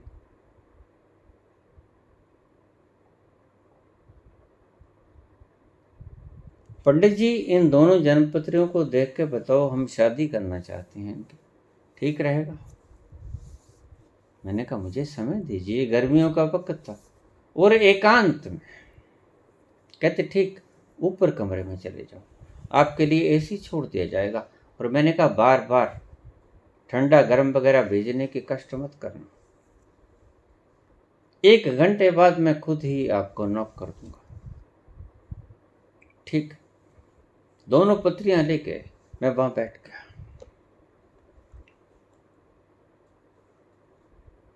मैंने दोनों तरह की कैलकुलेशंस की, स्टार की कैलकुलेशंस भी की और उस तल पर जाकर भी देखा, क्योंकि वो मेरा खास व्यक्ति था।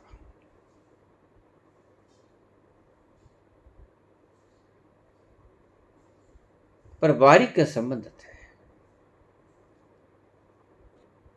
जब मैंने उन पत्रियों को पढ़ा और उस तल पर भी जाकर देखा, दोनों की बात पूरी सहमत भी नहीं थी, थोड़ा थोड़ा फर्क था, लेकिन मुझे तो उस तल की बात को ही मानना पड़ा। मैं उस तल की बात को ही देखूंगा।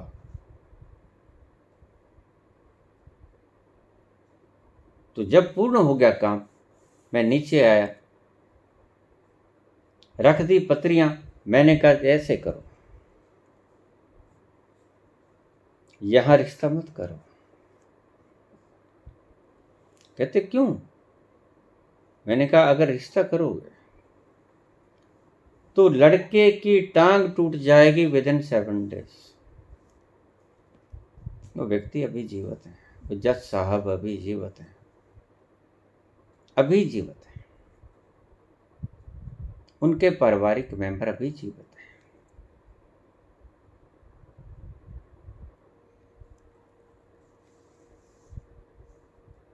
अगर आप इनका रिश्ता कर दोगे तो संयोग तो बढ़ने शुरू हो गए। जैसे आप किसी गुरु के क्षेत्र में आ जाते हो तो वहां आपको आनंद मिलना शुरू हो जाता है। उस क्षेत्र में घुसते ही आपको आनंद आना शुरू हो जाता है, क्योंकि उसकी रेंज आपको छेड़ रही है। जैसे ही आपने संबंध जोड़ दिए दोनों के मनों ने एक्सेप्ट कर दिया कि ठीक, वो पति वो पत्नी। तो ये एक्सेप्टेंस एक दूसरे की रेंजेस को खींचेंगे। जब भी जैसे ही तुमने इनकी सगाई की, एंगेजमेंट की, लड़के की विद इन 7 days टांग टूट जाएगी और शादी करने के बाद लड़का 1.5 साल जिएगा, मर जाएगा। उसने मुझे कह रखा था, साफ साफ भाषा में बोल देना, मुझे कोई आपत्ति नहीं, मैं सभी बातों को स्वीकार कर लूंगा, लेकिन मुझसे ओल झोल मत करना। मैंने कहा ठीक, ये मैं भी नहीं चाहता। तो कंपे। मैंने कहा क्या हुआ? कहता होना क्या था, एक तरफ से मैं हूं बिचौला, एक तरफ से मेरी घरवाली, मेरी मिसेस, वो है बिचौली, हम दोनों फंस गए। क्या हुआ? कहता हमने तो एंगेजमेंट कर दी इसकी, आपको बुलाया ही इसलिए है। एंगेजमेंट कर दी? हाँ, एंगेजमेंट ही नहीं कर दी, लड़के की टांग भी टूट गई। He is on the bed, rest. मैंने कहा क्या हो सकता है? बस यही हो सकता है कि आप इसको मृत्यु से बचा लो, और तो कुछ नहीं हो सकता। खैर, बात जची इसीलिए कि मुझे कोई मालूम नहीं था कौन है कौन नहीं। मैंने एक कैलकुलेशन के आधार पे और दूसरी दर्शन के आधार पे उस स्थान पे जाके ये डेटा कलेक्ट किया, मैंने बता दिया।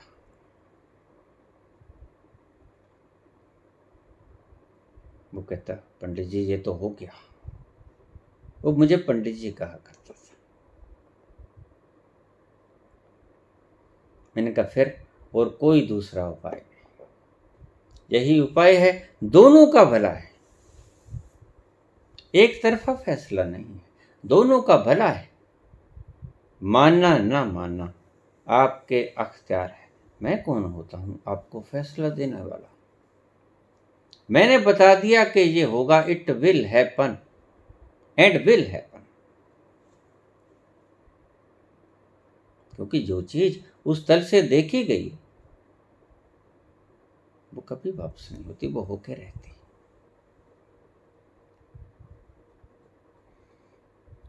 गदर मच गया, मुश्किलात खड़ी हुई।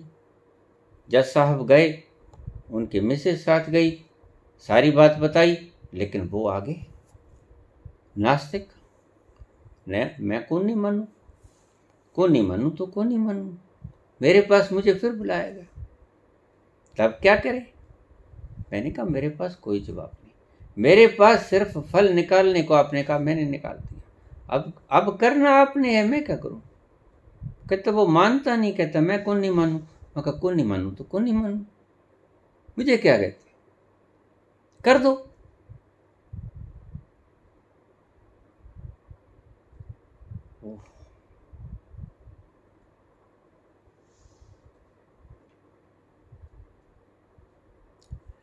टाला भी जा सकता है, यद्यपि दिख गया कि टांग टूटेगी, यद्यपि दिख गया कि मरेगा, करीब करीब इतना वक्फा पड़ेगा, लेकिन कुछ सूत्र हैं जिनसे टाला जा सकता है।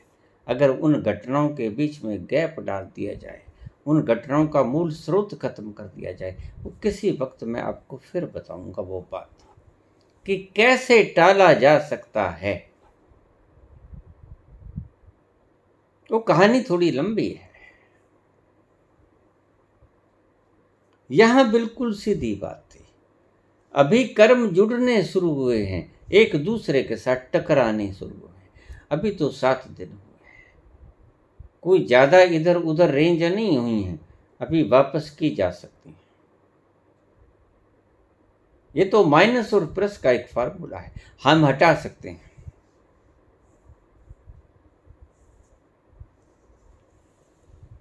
बड़ी मुश्किल खड़ी हुई। उसको पहले जितनी भी भविष्यवाणियाँ की गई थीं सभी सही सत्य हुई थी। वो दिल तो कंपता रहा उसका दिन भर रात। फैसले लिखता, ठीक लिखा न जाता, दिमाग कहीं और।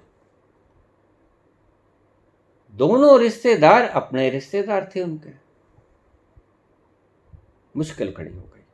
और आगे लड़के का बाप, जिसका बेटे की टांग टूट गई, वो कहता मैं कौन नहीं मानू।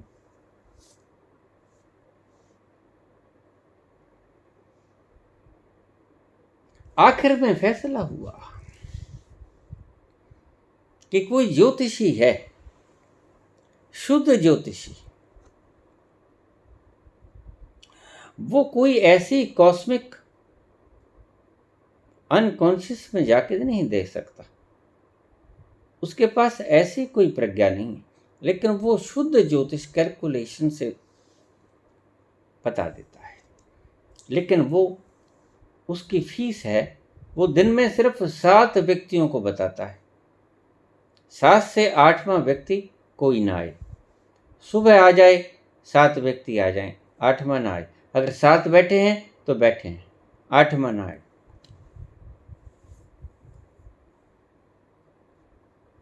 ₹2000 एक प्रसंग है।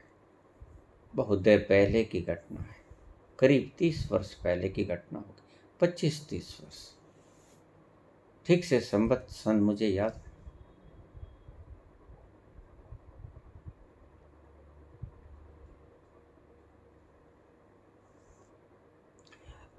उस व्यक्ति पर उस लड़के के बाप को भी विश्वास था। कुछ बातें उससे पूछ चुका था, ठीक हो चुकी थी। कैलकुलेशन, मैथमेटिकल कैलकुलेशन सारे संसार में बिल्कुल सही है। 2 और 2 4 ही होते हैं, बिला शक। ये भी स्टार कैलकुलेशन बिल्कुल सही होती है। कोई माने या ना माने, इस झगड़े में नहीं पड़ना हमने।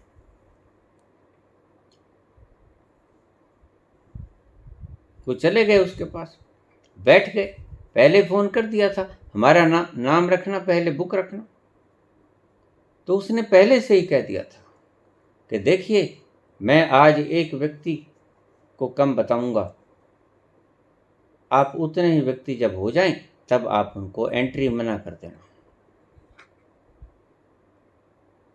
वक्त पे वो चले गए, जाके उन्होंने पत्रियां रख दी। पत्रियां रख के वो देखने लग गया। वह व्यक्ति लिख के देता था, शायद आज भी होगा, पक्का नहीं पता मुझे। लिख कर दे देता था अपने लेटर पैड, उसका नाम छपा था, उसका एड्रेस छपा था, नीचे वो लिख कर दे देता, और वो ही होता जो लिख कर दे देता।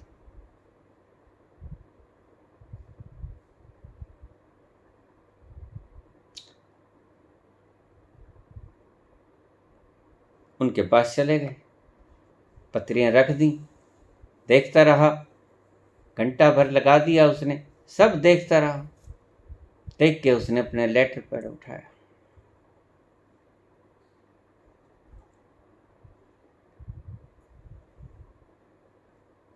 वो कहता है, this marriage is not recommended. मैं इस शादी को रिकमेंड नहीं करता। वह व्यक्ति शायद MSc PhD था।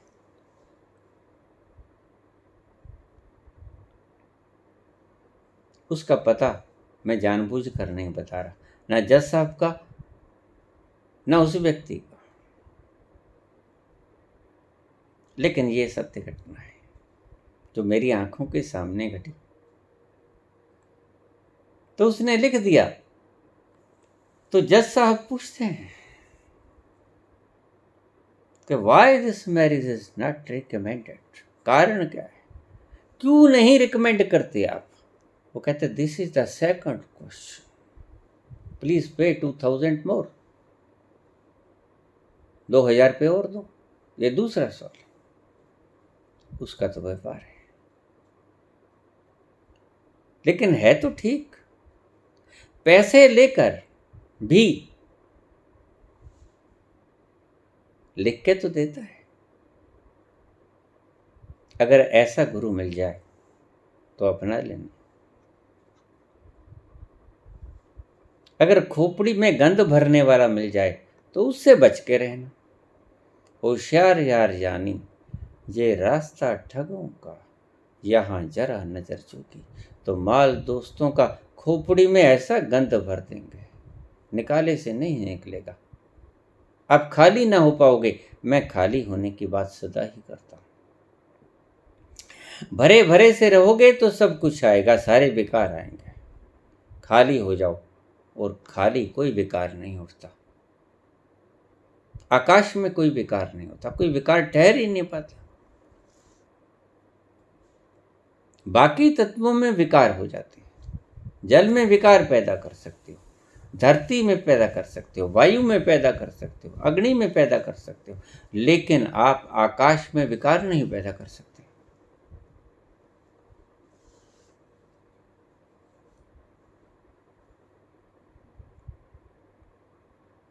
वो कहते this is the second question, please pay more 2000 rupees.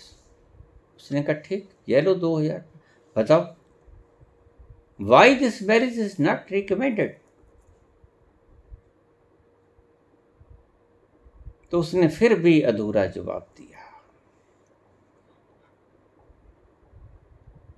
उसने कहा कि लड़का मर जाएगा।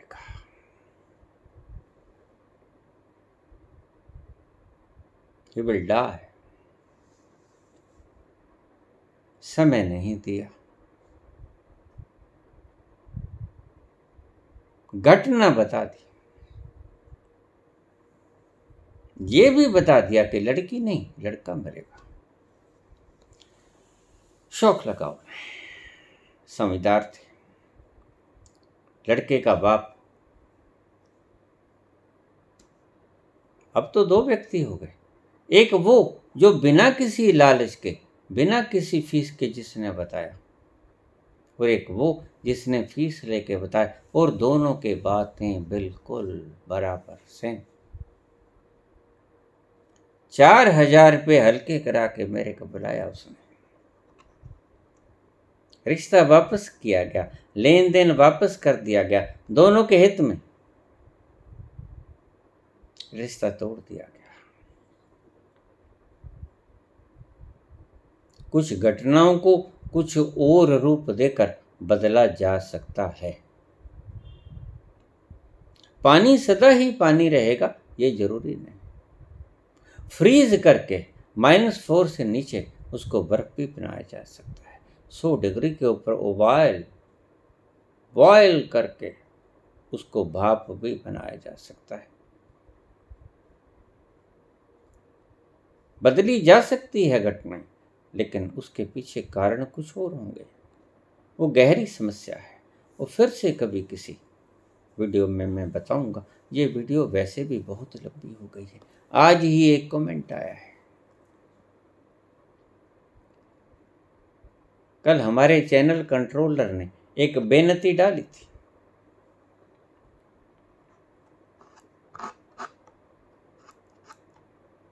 कि कृपया करके बाबा जी की वीडियोस को ज़्यादा से ज़्यादा शेयर करें। प्राइसलेस, आपसे कुछ नहीं मांगते। तो कमेंट आया कि कर देंगे, लेकिन शर्त है।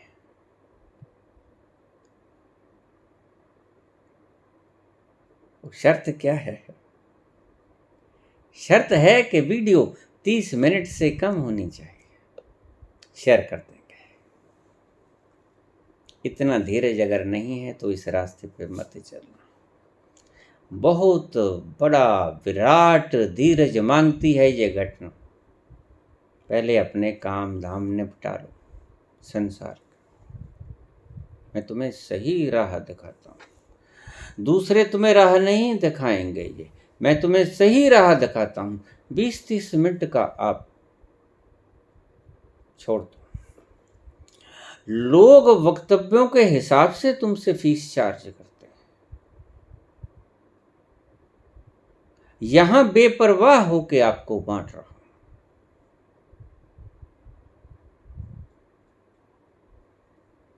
मैं बांधूं तो अपने आप को बांधूं, आप मुझे बोलते हुए को बांधो, भीतर से वो जो पुकारता है उसको तो मैं खुद भी नहीं बांध सकता। आपके 15 या 30 मिनट में वो नहीं बंधने वाला। मैं बंध सकता हूं, वो नहीं बंध सकता।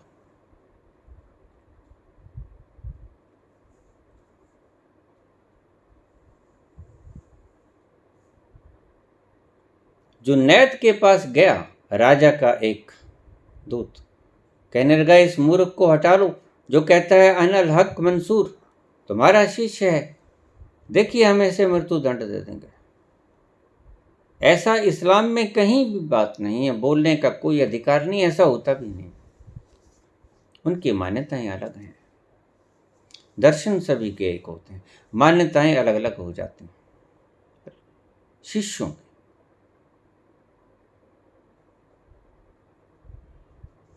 बुलाया जुनैद ने,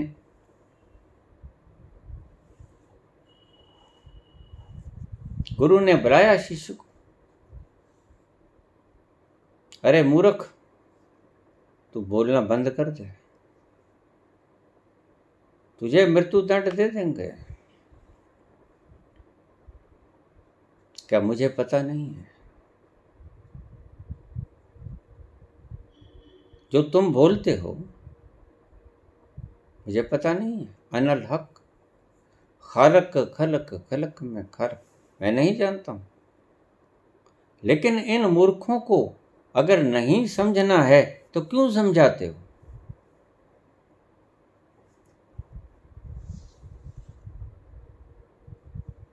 लेकिन वो कहता देखिए गुरुजी, आपको पता है बिला शक आपसे ही तो मैंने सीखा, लेकिन मैं क्या करूं? जब वो तूफान की तरह आता है तो मुझसे थामे से नहीं थमता। मैं कहाँ बोलता हूँ गुरुदेव, वही तो बोलता है, और मेरी क्या औकात उसके सामने कि मैं उसे थाम लूं? मैं उसे रोक नहीं सकता।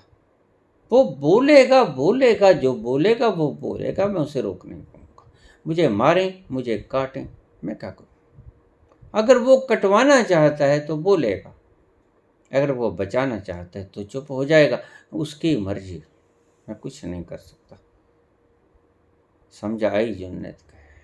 कहता ठीक है बेटा चला जा, तेरा कोई कसूर नहीं, वह तो बोलता ही है और वह रोका नहीं जा सकता।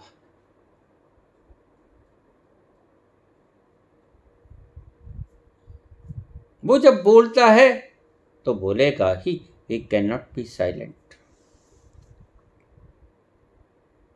वही हुआ, उसने बोलना बंद नहीं किया और उसको मृत्यु दंड दे दिया गया। हाथ पांव काट दिए गए, जीभा काट दी गई, सिर धड़ से अलग कर दिया गया, हंसता ही रहा। काटा, कहां कट पाया? जिसने अपना स्वरूप जान लिया, कहां कट पाया? नैनम छिंदन्ति शस्त्राणि नैनम दहति पावका न चैनम कलेदन्त्यापो न शोषयति मारुता। इसी बात का ही तो ज्ञान होता है, चाहे कृष्ण हो, चाहे बायजीद हो, चाहे जुन्नैद हो, चाहे मंसूर हो।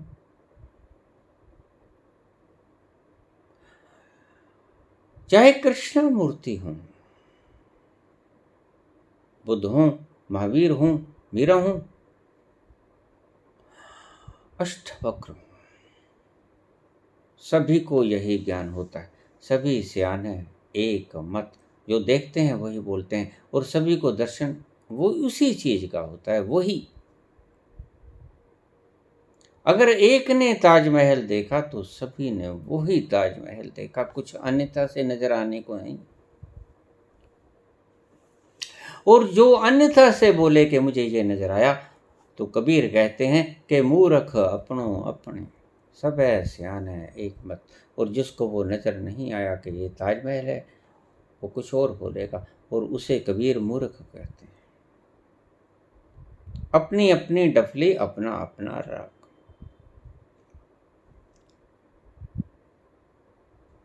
मूर्ति पूजा की जाए, इष्ट की पूजा की जाए, क्योंकि इष्ट तो आपने देखा नहीं, देखा आपने वो परम गुरु भी नहीं। आप तो सिर्फ जीवित गुरु को देख सकते हैं, लेकिन ना तो वो परम गुरु देखा, ना ही वो परम देव देखा। जो देवता जिसकी आप आराधना करते हो उसकी फोटो लगा के बैठ जाओगे, लेकिन दोनों लक्ष्य आपने नहीं देखे। आपने एक बीच में बिचूला को देखा, जो दोनों तरफ देखता, जो संसार में भी देखता, जो ईश्वर को भी देखता, बीच में बैठा है वो बिल्कुल बॉर्डर लाइन पर, वो गुरु आपने देखा।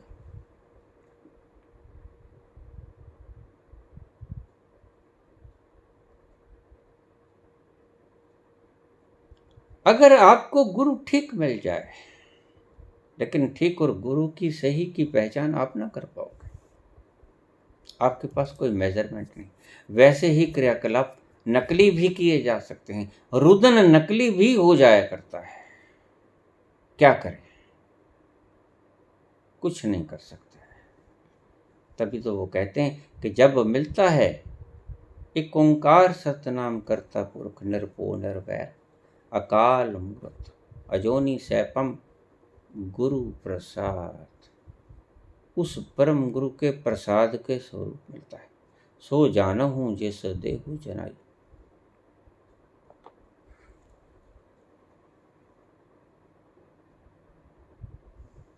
सो आप कहते हो कि अगर 30 मिनट की होगी फिर ही हम आगे शेयर कर सकेंगे। तुम शेयर तो कर दो।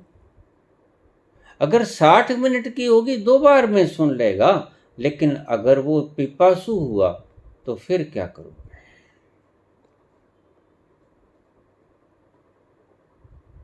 उसके ऊपर तो कोई शर्त लगाई नहीं जा सकती। अगर वो ज्यादा बोल जाता है इसमें मैं क्या करूं? मैं तो 7 मिनट की वीडियो भी डाल चुका हूं और मैं 2 घंटे की वीडियो भी डाल चुका हूं। मेरे बस में नहीं है। बस आप शेयर कर दीजिए, सुनने वाले किस्तों में सुन लेंगे, क्या फर्क पड़ता है? जिसने सुनना है वो सुन ही लेगा। जिसको प्यास लगी है, वो कुआं कितने रास्ते पर है इसकी नापतोल नहीं किया करता। वो अपने कंठ की प्यास बुझाने के लिए कुएं तक पहुंच ही जाया करता है। आप सिर्फ शेयर कर दीजिए, यही कहा। हाँ, आप अपने लिए कह सकते हो। आपके लिए भी मैं यही कहूँगा कि आपको अगर 30 मिनट तक ठीक लगता है, आप 30 मिनट की सुनकर ठहर जाइए, बाकी की बात में सुन लीजिए। अगर मैं रोज डाल देता हूं तो ये आपकी बात ठीक है, तो फिर जो बच जाए मेरे जाने के बाद सुन लीजिएगा। और तो इसका कोई उपाय नहीं है। यही और सिर्फ यही मात्र एक उपाय। जितनी आपको भाती है उतनी आप सुन लीजिए, शेयर कर दीजिए, क्योंकि हो सकता है आपको 30 मिनट की भाती हो और मेरे पास कमेंट आते हैं कि बाबा 5-7 घंटे की बनाया करो, मन ही नहीं भरता है। आप खुद ही पढ़ लेना कमेंट्स में। ऐसे भी लोग हैं, किसकी माने किसकी न माने, लेकिन जैसा भी है, कितने ही मिनट की हो, आप इसको शेयर करते रहना। उसका कारण मैंने आपको बता दिया था, बार बार बता रहा हूं, बाद में पछताओगे। अब कोई प्रश्न उठता है पूछ लोगे। अब क्रिया योग करते हैं, मुझसे पूछ लेते हैं बाबा ऐसा होता है, धड़कन तेज हो जाती है, सिर दुखने लगता है, मुझसे पूछ लेते हैं ना। मैं अभी बैठा और अगर क्रिया योग करोगे मेरे बाद में और कोई घटना घटेगी, किससे पूछोगे?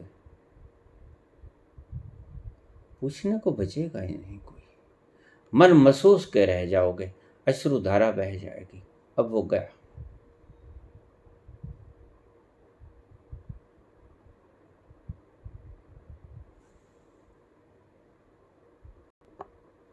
गुरु मंत्र से, जाप से, मौन से।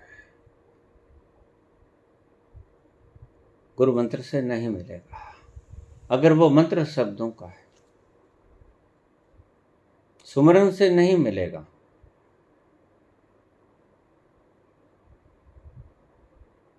मौन से मिल जाएगा। इसलिए मैं कहता हूं, अगर कोई गुरु आपको मौन में उतरना सिखा दे, बैठ जाना, वहीं चिपक कर बैठ जाना।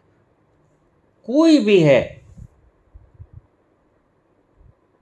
चाहे उसके पास बहुत बड़े आश्रम नहीं है, चाहे उसके राजसी ठाठ बाट रहने के नहीं है, चाहे उसके पास बहुत ज़्यादा जगह नहीं है, लेकिन अगर आपको मौन सिखाता है, क्योंकि ये पौड़ियाँ मौन तक ही पहुँचती हैं। चुप है चुप ना हो गई, जय लाए रहा लिवतार। उस चुप्पी तक तो पहुँचना है, लेकिन आपका मन चुप करे तो। मन की चुप्पी साधनी है, मन की चुप्पी तक पहुँचना है। अगर गुरु आपको मौन सिखाए तो ठीक। मुझसे सवाल पूछा, मैंने आपको बता दिया। इष्ट की पूजा करनी ज़्यादा अच्छी अज्ञानी गुरु से, क्योंकि अज्ञानी गुरु ऐसा कीचड़ भर देगा कि आप ज़्यादा दुखी हो जाओगे। मेरे पास ऐसे लोग आते हैं, उनकी व्यथा कह नहीं सकते। बाबा 30 वर्ष, साफ करो इसको। अगर गंदगी आपके दिमाग में बैठ गई है, बैठा दी गई है, साफ करनी पड़ेगी भाई। पहले